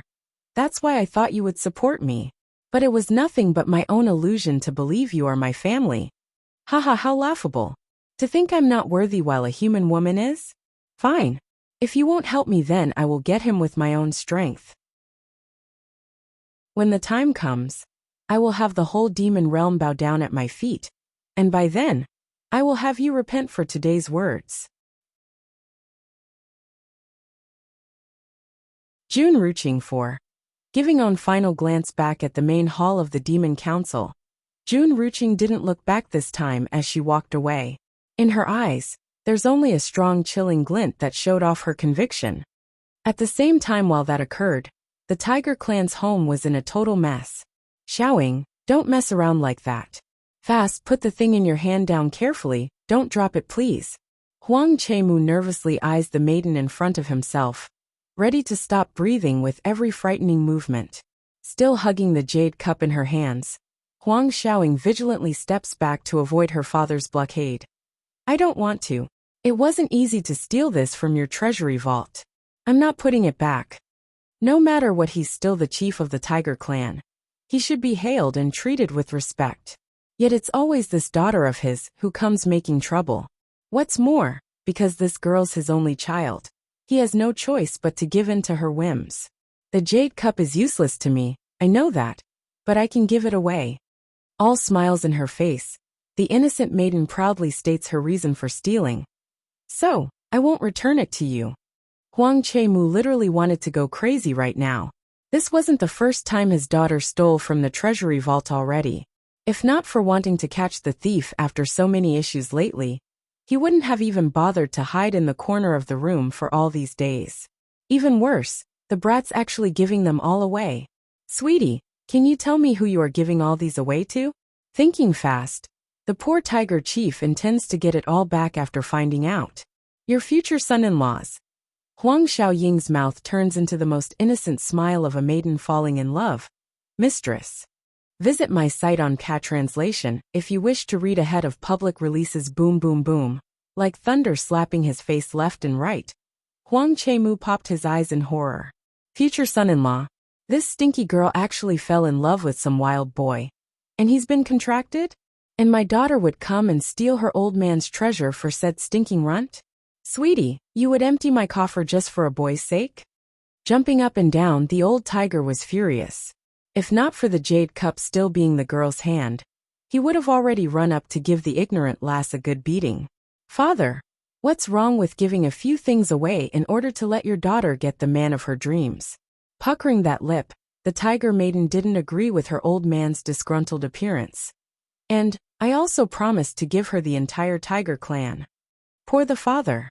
If not for one of the guards being smart enough to come help him from behind, Huang Chemu would have fainted to the floor right then and there. Eventually stabilizing his mood after much effort, he gnashes his teeth for the next part. I'm telling you this now. You are not going anywhere today. If you take a single step out of the estate, even one, I will be a dash. But before the man could finish that sentence, an old lady from the outside have already rushed inside with a crutch in hand. Who did you say you want to beat? If you dare touch my granddaughter, then I will beat you first. My good granddaughter is giving your things to her future husband. What's wrong with that? You got an opinion? Huang Muche was shocked by the voice and hurried to avoid the crutch that's coming down from behind. Mother, I am wrong. I know my fault. If you know you're wrong, then go bring out your treasures. My granddaughter wants to give it to her future husband. You not hear? Move it. The old lady hollers at her son without mercy. June Ruching 5. This time Huang Chemu really wanted to cry. It's bad enough I have this terrible brat of a daughter, who only knows how to steal from his old man. Now my own mother is beating me? Do they know how hard it is to gather all these treasures? Now in only a few days I'm nearly left with nothing. Grandma, Papa, I am going to find my future hubby now, bye-bye. Huang Xiaoying gives a happy wave at the two members of her family, before running off with the jade cup still in hand. Outside the gates of the White Moon Palace, the same yellow skirt figure was once again stopped by the two guards. Miss Xiaoying, why are you coming again? The guards were having a headache at the sight of this tiger, miss. This time not only did the queen issue an order, even the king has decreed that none is to approach her royal highness, especially the female sex. During these past few days, Huang Xiaoying had repeatedly come pestering the guards, trying to get inside to no avail. The two guards exchanged a smile with each other. Her Royal Highness said not to accept your things. That, contemplating the issue for a while, Huang Xiaoying bites her own nail and gets stubborn. Then I will put the stuff here. When she wants it, then hand it to her. I'm not going to give up. I must marry Little Rice. Perhaps it's her remembering the cute appearance of the white tiger. But the girl's face ended up blushing, until it's a cherry red. He will look so handsome once he can transform into his human form. Oh, Miss Xiaoying, you being like this, you wouldn't have emptied the Tiger Clan's coffer, have you? One of the guards makes a helpless smile and jokes, not realizing he's in fact spot on there. This Huang Xiaoying really is one of a kind. I wonder what her old man is doing right now. Must be rolling over at this point from having such a daughter. Nothing, my pops have plenty of things in his coffer still. Gesturing to bid the two guards farewell, she didn't forget to leave a final message. Mr. Guards, I've been a bother to you two lately. When I become Little Rice's wife, I will definitely repay the two of you for the help. After dropping these grateful words, Huang Xiaoying was finally ready to leave for real, when she bumped into another figure after turning, causing that brow to furrow, and making her all the more cuter. Xiaoying. June Ruching sounded surprised. Are you also visiting the queen? Making a huffing grunt. If you have nothing to say, then move, I'm going. Visit my site on Translation, if you wish to read ahead of public releases. If it weren't for this abominable woman, then how could the queen have a bad impression of me? Maybe I could have been Little Rice's wife by now otherwise. What?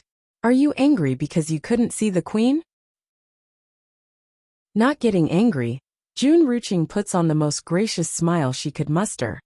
Then again, the temperament of Her Royal Highness is too arrogant. I see the information I got is not wrong. She's not worthy of being Sire's partner if she continues to act like so. If it was the usual Huang Xiaoying, the tiger girl would have surely aligned with the fox lady out of adoration for Song. But now, she's already a taken woman. Love is blind. That's a saying which goes back to the start of time. No matter how much a maiden worship an idol, it still doesn't compare with true love. June Ruching, I still haven't come seeking you to get even, and now you're coming to flaunt in front of me? Making a grumpy face that somehow fits her perfectly, the tiger maiden then stabs her fist against the waist. With no evidence and no proof, you're trying to frame the queen? Where and when did she get into multiple relationship with other men? Tell me, If you continue to spout those lies, then watch me tell His Majesty. By then you will see what it means to talk behind the royal family. The avoided Huang Xiaoying 1. Jun Ruqing's expression changed slightly. I don't understand what you are talking about. Don't understand or just pretending, you know it better than anyone. The tiger maiden then cocks her chin slightly. Do not come and bother me in the future. I won't be treated as a fool. If you do, then I don't mind making a complaint to His Majesty. After leaving these words, Huang Xiaoying then bumped against Jun Ruqing's shoulder to show off the negative opinion she has of the foe. This Huang Xiaoying has never been a smart one, only busting that big breast of hers. When did she change? Now it won't be so easy to use her. Clenching that fist tightly, the fox woman's eyes were filled with puzzlement. Fine. If I can't get inside the White Moon Palace, then I will wait for that human woman. I won't believe she won't ever leave that place in this lifetime. Mother. Running in with excitement, the boy's appearance was that of someone finding a trove of treasure. Opening those eyes, Bai Yin gently rubs her son's head. What happened? Puckering his lip, Bai Xiachen looked like a bored child that's out to make trouble. Batty father is too busy, so I and little Rice got bored. But then we found a fun place after wandering around. Can mother accompany us? All watery in those eyes. No one could possibly deny this face lest they have no heart. Okay. As reluctant as she was to stop her cultivation, Bai Yin nevertheless yields to the request. I like mother the best. Bursting into a great big smile, the boy looks absolutely adorable. Smooch. And as a final display of his glee, Bai Xiachen didn't forget to send a lovely kiss to his mother. Where are we going? I will take you there now. Climbing off of the bed, Bai Yin pinches the little steambun's nose and softly asks, visit my site on Cat Translation, if you wish to read ahead of public releases. I don't know either. Me and little Rice only saw a mountain in the back of the palace. The aura surrounding the place seems to be very abundant, so I thought there might be some kind of treasure inside. Mother, let's go and see. Pursing his lip, Bai Xiachen acts like a typical child for once. Batty father clearly promised me he would help me get stronger once we arrive at the demon realm. But the liar rarely showed himself since we came. If not busy with state affairs, then it's busy bothering mother. Also, in the few times I caught him inside mother's room, he would always toss me out. Humph, I won't help him next time. The more he thought about, the more the little steam bun was steaming. You lead the way. We will go have a look. Yes, mother. All bright in the eyes, Bai Xiachen hurries to pull Bai Yin along by the hand like a kid going off to the parade. Mother is the best, my favorite person in the world. At this time, Jun Ruqing was anxiously pacing back and forth when she noticed the woman in the red dress slowly walking out of the estate. Due to the exceptional face and figure, even this fox woman had forgotten to breathe for a second there. The avoided Huang Xiaoying too. No wonder this woman could ensnare His Majesty's attention. To think she would be born with such a peerless face. If not for that face, I bet sire wouldn't even look at her. It was then Jun Ruqing's line of sight caught wind of the little steam bun holding the woman's hand. Cute and cuddly, the little fella was a shining joy of a star to everyone who lays eye on him. Then there's the baby white tiger in the boy's arm. Perhaps out of boredom, the feline was lying there asleep without batting an eyelash. If I had a child with sire, then the baby would certainly be as cute as this one. Just knowing the fact that the man of her dream has had a boy with another woman was enough to make her heart burn. But this was not the time to confront the enemy. This fox woman knew that. Therefore, once she realized she could no longer hide, she then hurried to grab the broom nearby and pretended to be a palace maid cleaning the ground. Suddenly, Bai Yin stops in front of the stranger for a second, her brows slightly wrinkling at the fox woman. Mother, what's wrong? The baby boy bats his eyelash, curious as to why her mother would stop. Shaking her head. It's nothing, probably my illusion. Let's keep going. Okay. Making a brilliant smile, Bai Xiachen didn't want to dwell on this, and hurried his mother to walk faster instead. Visit my site on Cat Translation if you wish to read ahead of public releases. Left alone again after the family left, June Ruching finally raised her head and ditched the broom.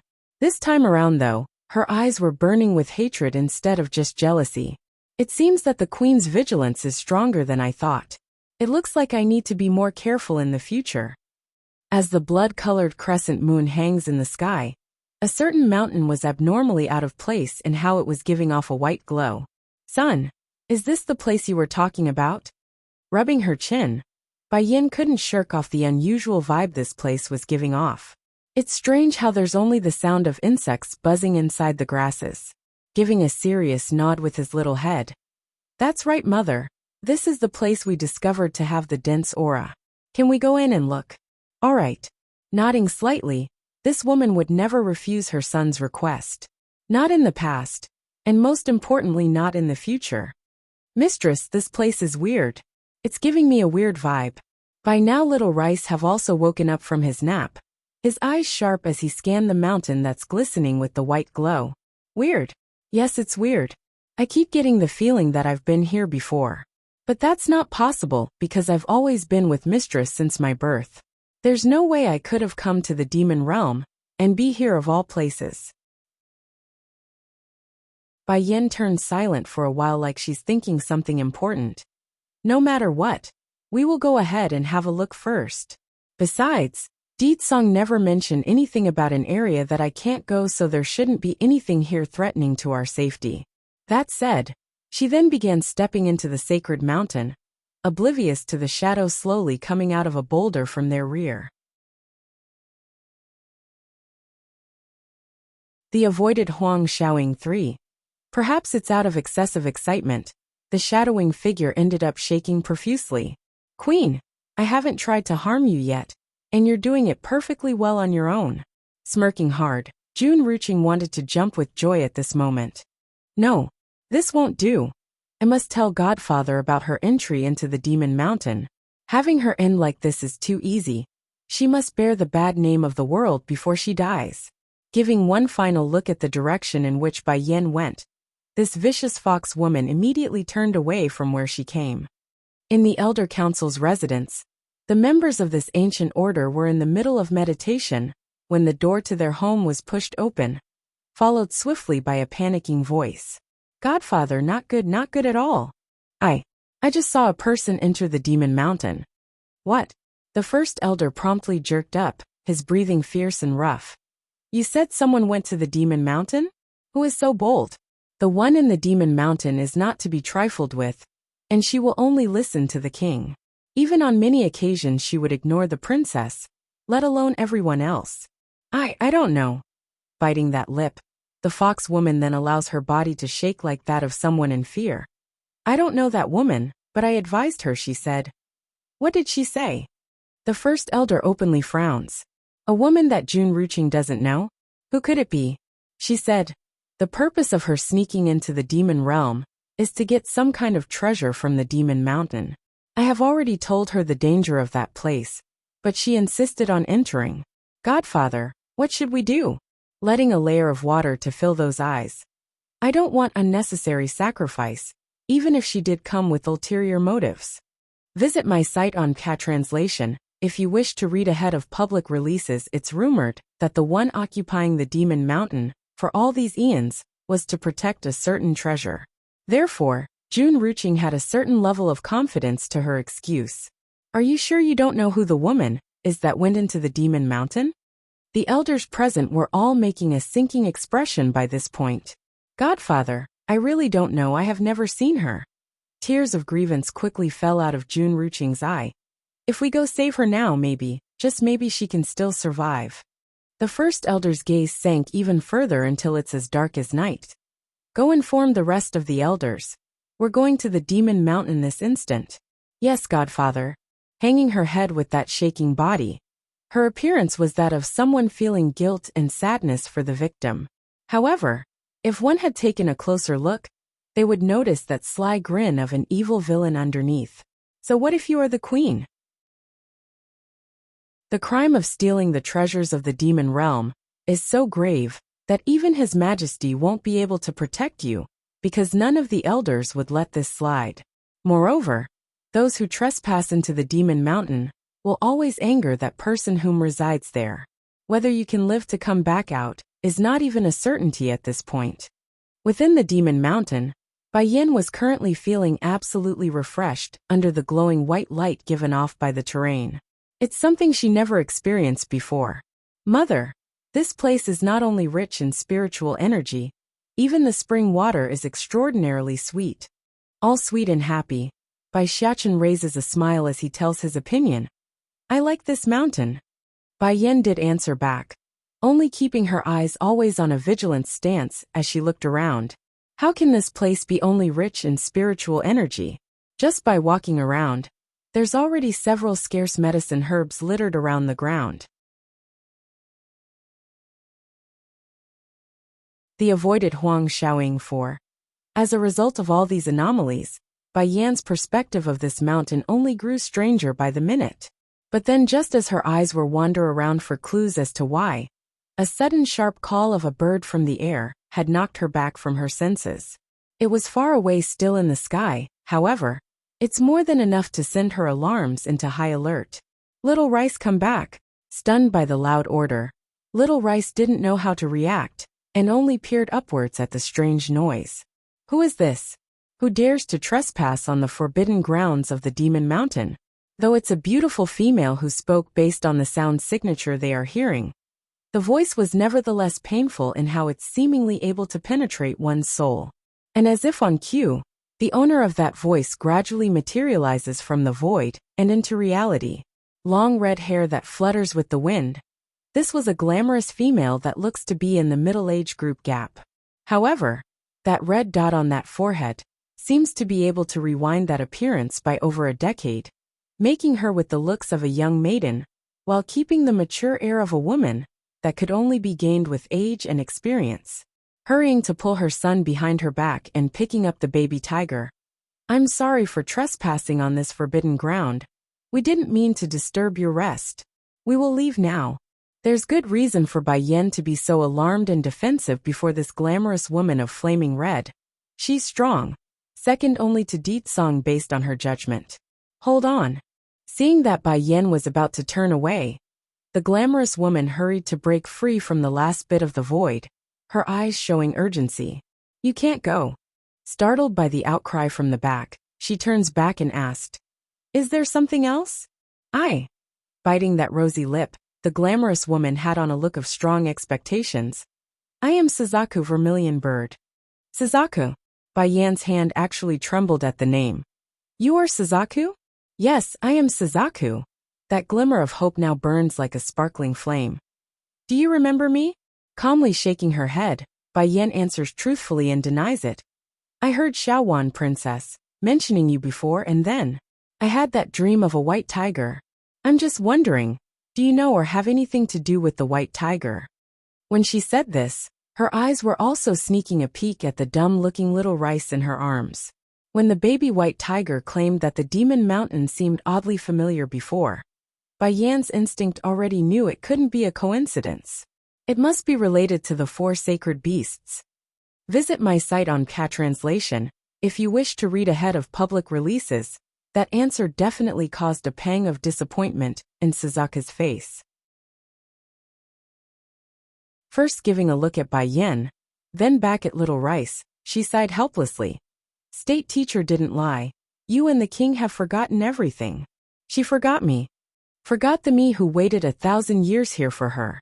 Bai Yan didn't know the pain that's currently coursing through this vermilion bird's heart. But she did have a lot of questions to ask now that she's found a lead. Taking 2 steps forward. Do you know about the dream I had? And, did me and Deet Song have a past before? The state teacher said I shouldn't tell you, so I can't say anything more. Pursing that lip, Suzaku makes a bittersweet smile. Can you stay here? Can you stay in the demon mountain? Lowering that gaze like she's contemplating something. If you answer my question, then I will stay. However, by the time Bai Yan looked up again, what she saw had completely taken her aback. The glamorous woman was tearing up with total disregard for her own appearance, like someone being ripped away from their closest kin. The avoided Huang Xiaoing 5. Why are you crying? Bai Yan hated it when others cry in front of herself, for she couldn't bear those tears. Otherwise, why else would she yield to her son so easily? It's all because of those tears that's common in a baby. Hoo! Suzaku wipes some of those tears and composes her voice to an audible level. If you stay then I won't cry. Can you not leave? I won't ask for much, only half a month. Is that okay? That voice was now pleading, giving away the intense fear of being rejected over this unreasonable demand. It couldn't be helped. She has already waited for a millennium, and of the 4 sacred beasts that once roamed this world, only she remains. Half a month, only half a month, I'm not asking for much. Bai Yan continues to stare at the tears trickling down Suzaku's cheek, causing her heart to twist and churn immeasurably. In the end, the only reaction she made was a frown. For the vermilion bird, she would of course not miss that. Borderline panicking now over the negative appearance, the glamorous woman hurried to raise 2 fingers to draw the number 10 in the air. Note: the number 10 in Chinese is written like the church's cross in case you guys didn't get it. 10 days if you can't, 9 days will do too. When she reached the last bit of her plea, the grievance has grown so strong that Suzaku was now openly weeping. Don't cry. Moving forward, she helps wipe some of those tears from the woman. I will stay with you. Or you can follow me down the demon mountain instead. Probably the promise helped because Suzaku had stopped the weeping to a certain extent. Really? It is great that you can stay with me. I can't leave this place. Why? I need to keep watch over something hidden inside the demon mountain. When you locate Azure Dragon and Black Turtle, as well then you can come take it away. The gorgeous woman now fully reverts back to her glamorous self. Even if it's just half a month, it's enough. But instead of showing happiness like the other side, Bai Yan only showed a look of perplexity over that last remark. Turning her head downward at the dumb-looking tiger, she lifts him up to properly display the little fella. I remember that when I had the dream of the white tiger is when I contracted with Little Rice. Does that mean he's white tiger? Yes and no. Suzaku gives a lamenting sigh at Little Rice before shaking her head. There is white tiger's blood in his body, just that he's not the real white tiger yet. Visit my site on Catranslation if you wish to read ahead of public releases. The real white tiger is a young general who is capable of turning the tide in any major battle. One stomp to shake the world, one clap to destroy thousands. But this Little Rice is too weak. I can easily flick him away with a single finger. When he awakens, that's when the real white tiger will return. Of course, this will require your help. Giving a dazzling smile now that her mood's lightened up, Suzaku suddenly makes a stomp of her feet like she's just remembered something. Queen, you don't know how abominable those female demonesses are in the demon realm. Whenever they see Sire, they would all ogle at him until they're drooling. If it wasn't because I couldn't leave the demon mountain, I would have already killed those people. At the thought of this, Suzaku would immediately show off a grumpy appearance like she's ready to give a good beating. To root for this idea, Bai Xiachen also nods his little head in order. That's right. Those bad women are too evil. In order to go against my mother, they would kidnap me and my friends in order to make her submit. That snake woman even tried to force me to take a poison. What? A flash of viciousness flickered in the glamorous woman's eye. The snakes are nothing more than one of the most inferior existence in the demon realm. How dare they try to covet after the position of queen? They deserve death for the sins they committed. I did not expect that after thousands of years the snake demons would have such audacity now. I must inform His Majesty afterwards. Sister Suzaku, you see my mother is always being bullied by bad people. In order to avoid something like that again, do you have any treasure for her? All bright and innocent, Bai Xiachen asks with hopeful eyes that could melt one's heart.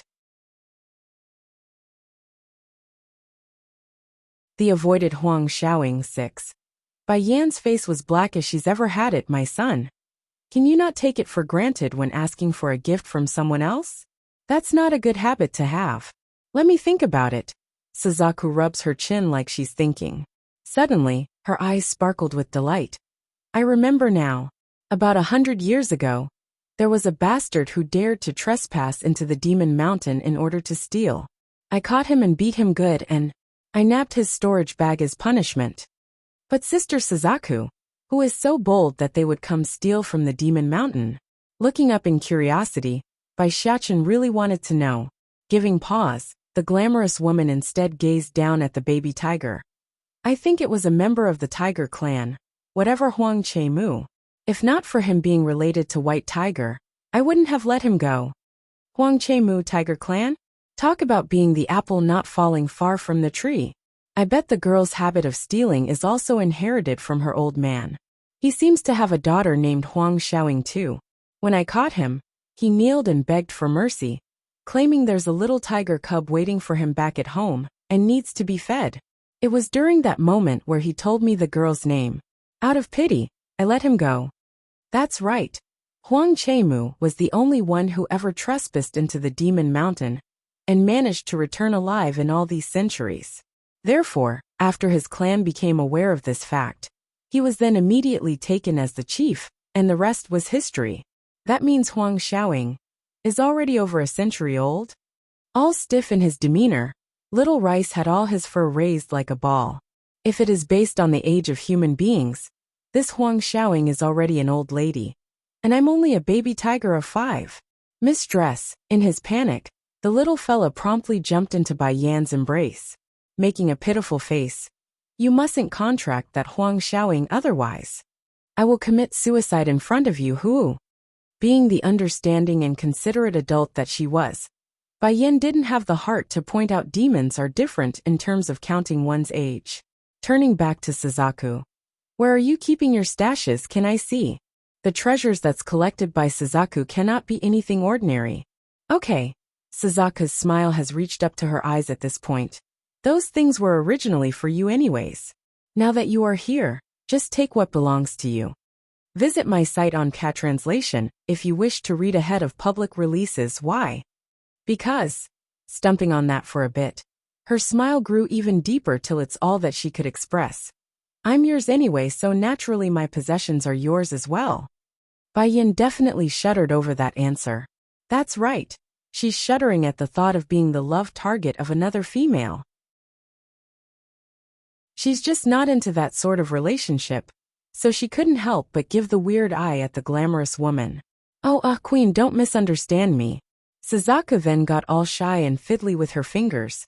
What I meant is, when you return with Azure Dragon and Black Turtle, you can then contract with me. It will greatly benefit you.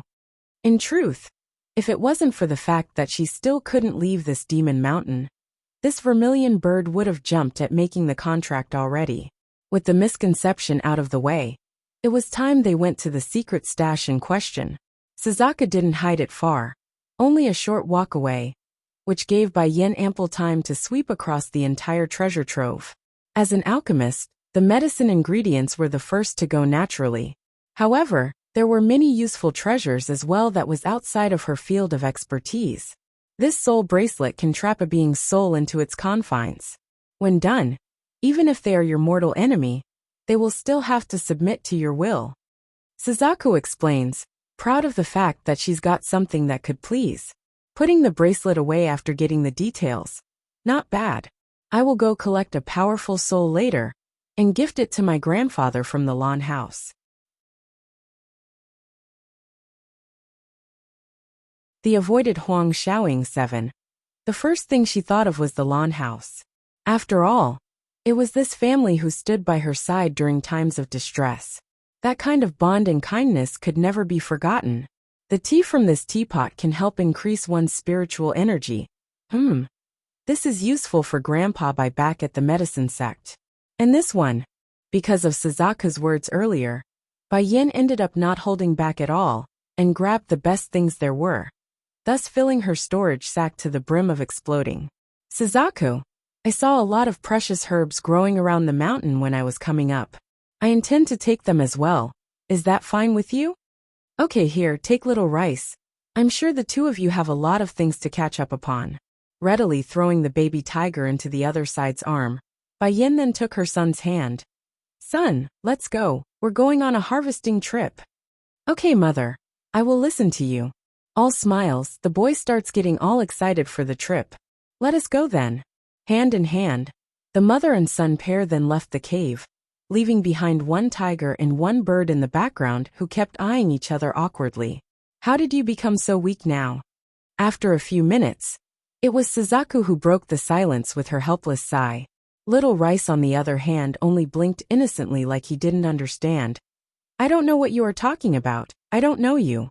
Visit my site on Translation if you wish to read ahead of public releases. You are too weak now. Suzaku continues her one-sided conversation, with a shake of that head. The enemy that the queen will face in the future is very strong. You can't protect her like that. Your priority now is to increase your strength. You can't. But just as Suzaku was planning to lecture the baby tiger further, Little Rice did something unbelievable by bringing out a pig trotter from out of some secret hiding spot, and took a huge bite out of it. Little Master is finally gone. I don't need to hide it anymore. It's all because of him that I had to hide my snack for so long. If I let Little Master see this trotter, then he will definitely take it away from me. Suzaku's face was abysmally dark right now. She wanted to lash out by tossing this blasted cat away, but endured only thanks to her years of experience in self-restraint. When did you become so gluttonous? Where did the one who only knows how to cultivate and train go? Are you going to only come to your senses once your soul awakens? Despite all that talk, Little Rice didn't care, and continued to munch on his trotter. To this baby cub, food stands above all, including past companions. Forget it. Suzaku couldn't take it anymore, and just tossed this big glutton away. Eat and eat until you explode then. Humph. Even his character has completely changed now that he's reborn. I hope Azure Dragon and Black Turtle won't disappoint me as much as he is otherwise. I might just strangle the three of them, so they get reincarnated again. Demon Mountain. Under the coverage of the white glowing light in this terrain, Bai Yin was fully enjoying herself, as she harvested all the herbs she deemed suitable. Son, we've picked all the things we can take without harming the ecosystem. Let's go now. Then just as the pair was about to return back up the slope, that's when they heard the series of footsteps from behind, thus causing her to wrinkle up that brow. Godfather, that's her. She's the one who refused to listen to my persuasion, and forcibly entered the Demon Mountain. The voice was crisp and clear, almost charming even if not for the content in that sentence. Fortunately she got lucky. Lady Suzaku is currently in dormancy, so she's able to avoid hard times. Otherwise, she might already be dead by now. Having said that, Jun Ruqing's eyes were obviously showing disappointment. Why did Lady Suzaku not kill this woman who encroached onto her territory? Guest of the Demon Mountain 1. Is there something? Her tone may be indifferent, but that gaze carried the arrogance of overlooking all the beings of this world, like they are beneath herself. Jun Ruqing, on the other hand, didn't care for the attitude. Her attention solely focused on the herbs in Bai Yan's hand only. She was gleeful inside, but made sure to hide it like she's regretting the fact. Miss, the medicinal materials of this Demon Mountain belongs to Lady Suzaku. If you take these herbs away, you will inevitably anger her. I merely don't want you to throw away your own life. Hence the reason why I brought the elders to advise you. This is set in stone.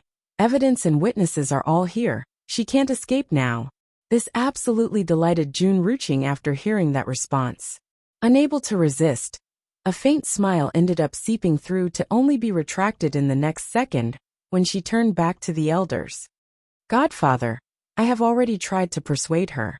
She's not listening and insists on angering Lady Suzaku. I'm out of ideas. The first elder didn't speak though, despite being the target of that pretentious speech. Instead, his eyes were fully locked onto Bai Yan like he's contemplating something in his mind. After a long while he asks with a doubtful voice, Queen? On the day where Di Song and Bai Yan entered the demon realm, only the state teacher, a select group of the ministers, were permitted to be present out of fear of scaring the queen with their vast numbers. Therefore, none of the elders present knew who Bai Yan was, and thus the uncertainty.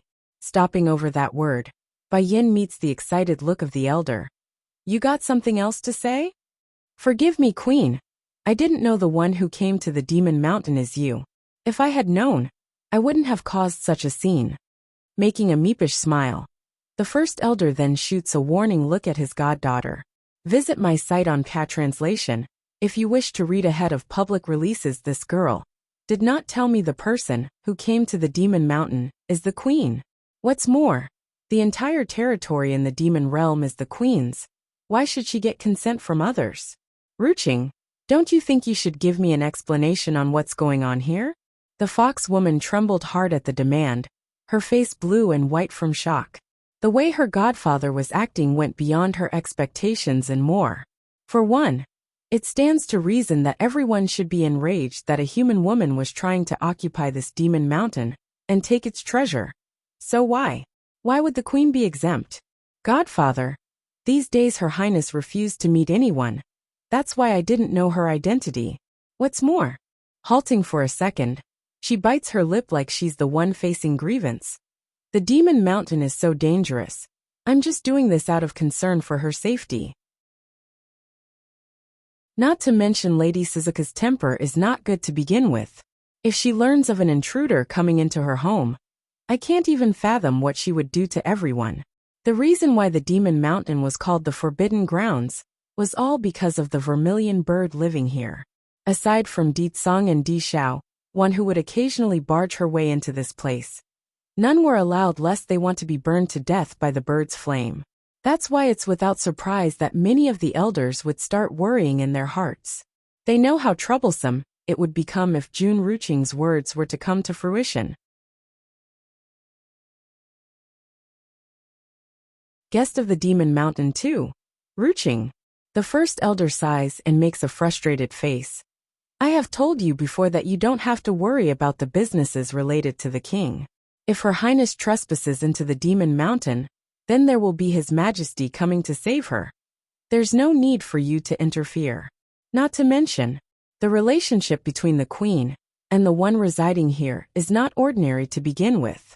Seemingly decided now in her mind after being reprehended. Godfather, it's precisely because she's our queen that it's more dangerous. I heard Lady Suzaku has an extraordinary relationship with Sire, and in the past, she has already burned one of His Majesty's admirers after the woman trespassed into her domain. If it becomes known that the queen is here, what do you all think would happen? And sure enough, Bai Yan's attention has been caught. Just that it's only the look of someone confused by what they were hearing. Moreover, who doesn't know the one here in the Demon Mountain is very special. In fact, if there were no queen, then maybe the position of queen would have been hers instead. I'm only doing this out of concern for Her Royal Highness's safety. Pa. In a fit of rage, the first elder directly sends a slap across Jun Ruqing's face over that outrageous statement. Now on her snowy white skin was the print of 5 fingers due to the impact. Wuxia, you disappoint me. The elder sighs, exhausted by everything that's transpiring. He honestly thought his goddaughter could control her feeling for Di Tsang. But his expectations were wrong, very wrong. Can love really make a person lose their senses so easily? First elder, quell your anger first. I'm sure Wuxia didn't mean to do what she did. The rest of the elders quickly steps in to help soothe the situation. They are aware of how sensible the fox woman could be at these times. Yet this occasion went against all that they know of her. What's more, she has the audacity to frame Di Tsang. If word reaches the man's ear, a storm would ensue without a doubt. Visit my site on Cat Translation if you wish to read ahead of public releases. That's right. Wuxia made a mistake. That's her fault, no doubt. However, her intents were good in the end. If we must find some sort of fault here though, it would be her misconception of the queen being a palace maid. Otherwise, why would she come running to us for help? When Bai Yan heard the elder's persuasions, she actually gawked her mouth in surprise. Facing the ghastly white fox woman. Miss, have we met before? The elders are likewise startled by the question then. What does she mean by this? Didn't Wuxia say she had tried to persuade Her Highness in not stepping into the Demon Mountain? What's this stuff about have we met? Son, have you seen her before? Bai Yan pulls her son in front of herself and made a deep smile. As the most adorable and lovable son of his mother, Bai Xiachen would of course not miss the meaning behind those words. Making the most devious and sly grin. Mother, Isn't she the lady in charge of sweeping the floor? I remember she was constantly squatting outside our place. To think she was the first elder's goddaughter. Turning to said elder, the baby boy then puts on the most dissatisfied face he could make. Grandpa elder, does my batty father know about this? Pushing your own goddaughter into being the cleaning lady is not right, you know.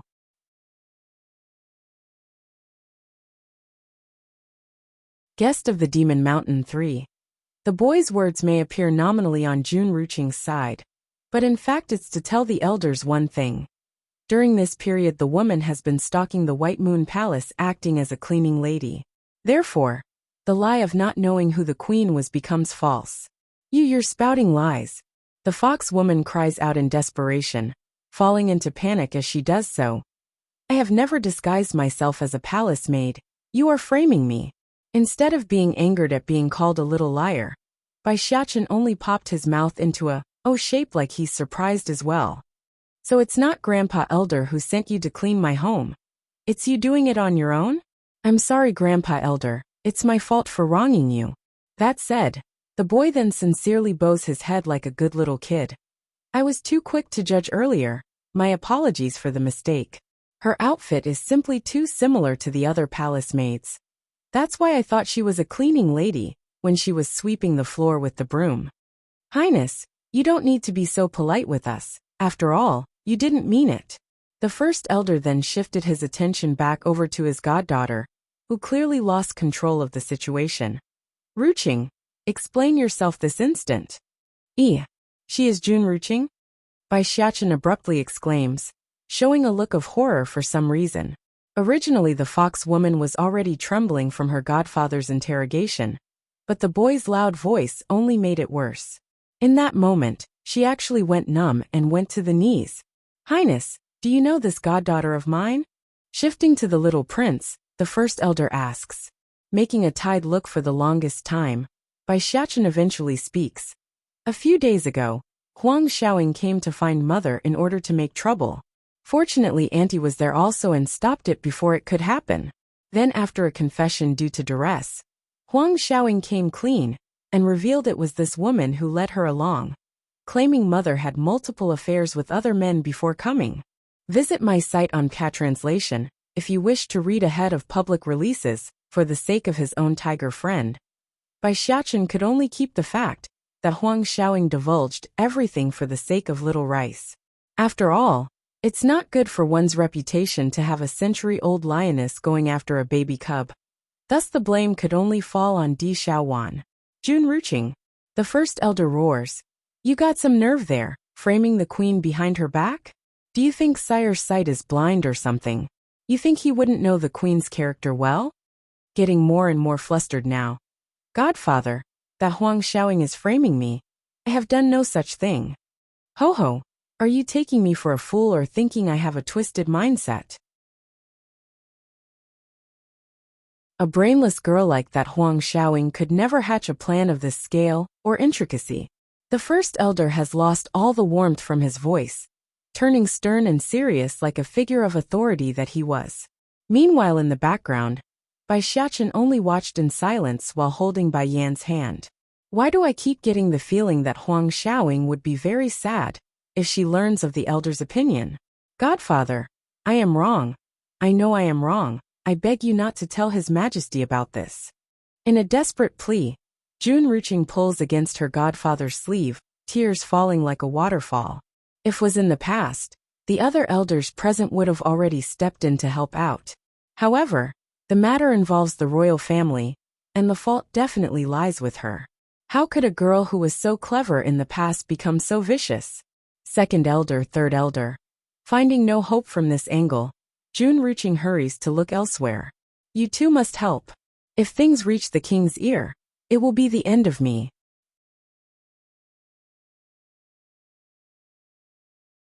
Guest of the Demon Mountain 4. Thinking of the consequences, Jun Ruching's face now grew extremely pale, and could literally be described as a ghost. But regardless of her begging and head-banging from the kowtowing, none of the elders would move. They only had disappointment left for the girl. Queen! The first elder sighs and cups his hand at Bai Yan. This is my fault for not disciplining her well, leading her to have such a distorted heart. I will personally report this to His Majesty. Is that fine? Bai Yan didn't speak, only giving a silent nod before turning away with her son in tow. However, there are simply those who don't learn or understand their own mistakes. From out of nowhere in the back. Queen, I indeed made a mistake out of jealousy, but if I were you I wouldn't continue. I can't bear to watch you die. Covering that blazing hatred in her eyes now, the fox woman wants to make one final attempt at ruining Bai Yan's relationship. There are no lies about Sire's relationship with Lady Suzaku. If you insist on going up the Demon Mountain, you will surely die. That instantly causes Jun Ruching to stiffen over, as she looked up to see that indifferent gaze shooting her way. I've already said it to this extent. How can she be so unfazed by this? It can't be. Does she really not care about His Majesty being with other females? Impossible. There's no woman in this world who would willingly allow their man to cheat on them. Nor would they accept multiple wives to share their husband.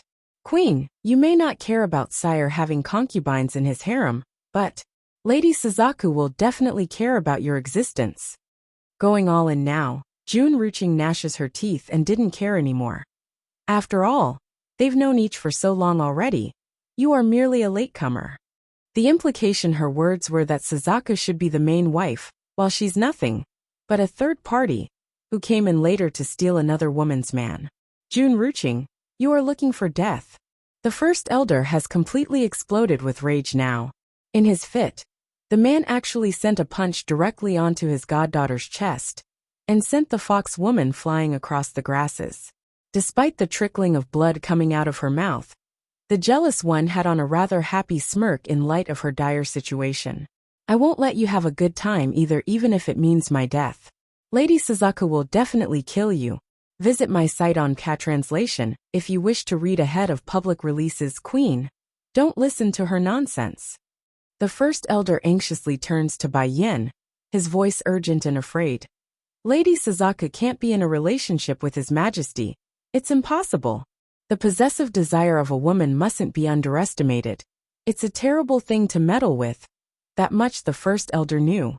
However, the old man obviously thought too much of it this time. Is that it? The reason you cried out for me? Unfazed and without an ounce of care, Bai Yan mildly asks the defeated woman. Isn't that news big enough? Jun Ruching pops her eyes in disbelief. If there is nothing of importance, then don't call out to me again. As for you elders here, I'm sure I will get a proper answer for today's incident. Am I right? Squinting her eyes to scan the group of old farts who came today, Bai Yan's warning tone takes them hostage like a knife. Subconsciously rubbing that neck like his head's about to roll, the first elder hurries to answer. Of course, Your Highness, Sire really loves you. The whole reason the palace harem remains empty to this date is all for your sake. Ho! Jun Ruching snorts then, not believing the statement from her godfather at all. How stupid can godfather be? There's no way this woman would believe such an obvious lie. After all, how can anyone foresee the future centuries away, when the human woman hasn't even been born yet?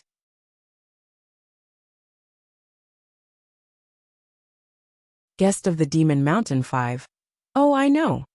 As a result of that mild and indifferent way of answering from Bai Yan, Jun Ruching's last tinge of contempt was lost. Right now, there's only incredulous and disbelief in that face. Is the queen that stupid? Godfather's words are obviously there to deceive her. Why would she believe that nonsense? The other elders also exchanged looks of oddity, for they didn't expect such shameless words either from their leader. Furthermore, they never thought the queen to believe it too. This point immediately sent the fox woman into a terrible shake. Indeed, the matter of her identity was a big sore spot in her mind. Take Huang Xiaoying for example. There's been multiple occasions where she would have liked to be in the same situation, make plenty of trouble, and still have her old man clean up the mess. But she couldn't. She's only a daughter of a small little general that perished. By coincidence and by fate, she was then accepted as the goddaughter of the first elder, due to her cleverness and ability to please. Haha. Out of the blue, Jun Ruching just laughed and made the most painful face anyone has ever seen her made. If my identity is not worthy, then what about hers? Pointing straight to Bai Yin with that accusing finger, her actions were damning and caused her godfather to turn green. You! But before the old man could explode again, the moment was cut short by a female call of a bird from within the mountain valley. Visit my site on Translation if you wish to read ahead of public releases. This absolutely delighted the fox woman, till she's openly laughing in a maniacal manner. Do you all hear that? That's Lady Suzuka's bird call. This woman is doomed for stealing from the Demon Mountain. There's no way she would let this person leave even if she is the queen. Suzaku has killed every female who tried to seduce the king that came here. There's no way this would be any different. From within the void, an enraged and rumbling voice quickly drifted over, causing everyone's heart to go numb from fright. Who is coming to my Demon Mountain to make trouble? They are asking for death. It was so hard to be reunited with the queen. How dare they come and interrupt our great reunion? It's just that. When Suzaku swept her sharp gaze across the field in this valley, her face quickly caught sight of the target of her fealty, which also causes her to become doubtful and confused. Does this group know the queen? If so, touching them won't be so good then. Lady Suzaku! Jun Ruching cries out, her eyes showing joy after seeing the elder's ghastly expression. You are finally here. This woman not only came to steal from the Demon Mountain, she is also delusional enough to want to become the queen of the demon realm. Please punish her. The vermilion bird just gawked like her brain just went poof. What? Queen have always been the mistress of this realm. What delusion and want? Clearly 1,000 years of experience hasn't prepared Suzaku for this level of stupidity. Ruching, if you be good and walk away with me now, I can still save you out of consideration for our bond through the years. But if you continue to tarnish the queen's name, then don't blame me for being cold and not helping you. Whatever comes next is your own doing. No matter how disappointed he was of this fox woman, the first elder still wanted to give her a final chance to save herself from utter destruction. Godfather, I don't know what you are talking about. Flickering a vicious light in her eyes, Jun Ruching didn't give a hoot and presses on with her nonsense. Everyone knows Lady Suzaku is in love with His Majesty. Now that someone is trying to steal the queen's throne, it's only to be expected that her ladyship would be enraged.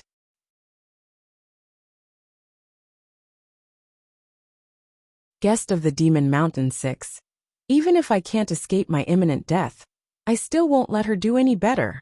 Thinking of this, Jun Ruching's eyes are now openly hostile. As for Suzaku the vermilion bird, she was even more confused and lost.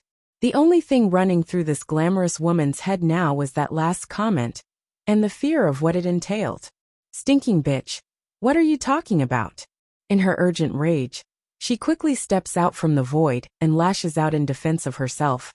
When did I like the king? Why did I never know I liked the king? Making a dismissive smile, the fox woman only took this as the other side being shy, and didn't want to let everyone know. But it doesn't matter. Her goal has been achieved for the impressions been made regarding Bai Yin as the third-party thief. Yet, the next action from Suzaku went against everything that's been planned. Her resentfulness was displayed fully in the glare she shot over to the criminal responsible for this mess, which only got emphasized when Suzaku turned back to Bai Yin with a tearful and pitiful face. If one didn't know better, they might just assume she's being abandoned by her husband that caught her cheating, and was now in the middle of trying to make excuses. Bai Yin, on the other hand, only felt increasingly uncomfortable under that look, rubbing her arms like she's just got the goosebumps. You insulted Deetsong just now, you know. What do you think he would do if he learns of it? That immediately caused a horrible change in Suzaku's face. She has always found the opposite sex disgusting. That's why she ended up saying that sentence without forethought. However, that doesn't excuse the fact that the man she's so jealous of was the king and husband to the woman, whom she's sworn absolute loyalty to. Sister Suzaku, you just scolded Batty father, especially while in front of mother. If he learns of what you did, he will definitely come pluck your feathers. All smiles, the little steam bun just had to chime in at the worst possible moment. Going stiff like a rock, Suzaku's face had fallen into full panic mode. Don't assume just because Deet Song has lost his memories of the past, that he would turn a blind eye to this transgression. Whenever it's related to Bai Yan, the man always stands at the forefront and would plow through any obstacle or threat. And now, she's insulted him right in front of the biggest taboo possible. It'd be a miracle if he doesn't chop her to pieces and make some roast chicken out of it. Chew. Queen, you have to help me. Suzaka then pulls at Bai Yan's hand, her face pitiful and crying. You have to save me from the king. If you don't, then I will die in front of you. Visit my site on Cat Translation if you wish to read ahead of public releases. Stop crying already. Scanning the people present, her gaze carefully swept across everyone while making a heavy grin. If I don't say it, and they don't say it, who do you think will tell him then? As long as she doesn't tattle, then these old-timers are sure to keep their mouths shut, lest they want to get on her bad side. Phew, then that's great. Heaving a long sigh of relief, the vermilion bird lady swiftly returns to her old confident self as she eyed the criminal responsible for her misfortune. Under that squinting stare, Jun Ruching's face had lost all the blood from it. No, impossible. Lady Suzaka clearly likes the king. Otherwise, why else would she kill off all those females who tried to seduce his majesty? And why is she acting like a little wife before the queen? You are called Jun Ruching? Suzaka's snarl has now formed an intimidating smile, thus allowing the bloodthirsty light to practically shine out of her iris. What, do you have an opinion about my guest? Widening her eyes in disbelief, the fox woman ends up stumbling backwards till she finally falls to the floor. I wouldn't dare. Not dare. Suzaka's smile was now baring teeth and releasing a suffocating aura of murder across the landscape. You're already trying to frame her by saying she's here to steal the Demon Mountain's treasure. She is my guest if she wants. Everything here is hers to take. What else do you have to say for yourself? The horror on Jun Ruching's face only grew worse. The treasures in the Demon Mountain is hers to take? Why is Lady Suzaka treating this human woman so differently? Sister Suzaku, she likes my batty father, and slandered my mother about having multiple affairs behind his back. Looking up at the glamorous woman, who only grew more furious with every word, Bai Xiachen intends to add as much fuel to the fire as possible. Why are there so many people out there who wants to take my old pops away? That you're tuning in to the Li Mei's Wuxia Whispers YouTube channel. We're so grateful for your support, and don't forget to subscribe to join us on this incredible journey through captivating stories. Your generosity through donations truly makes a world of difference, as it's the primary source of revenue that allows me to expand and enhance this channel for you. Thank you from the bottom of my heart for being a part of this adventure.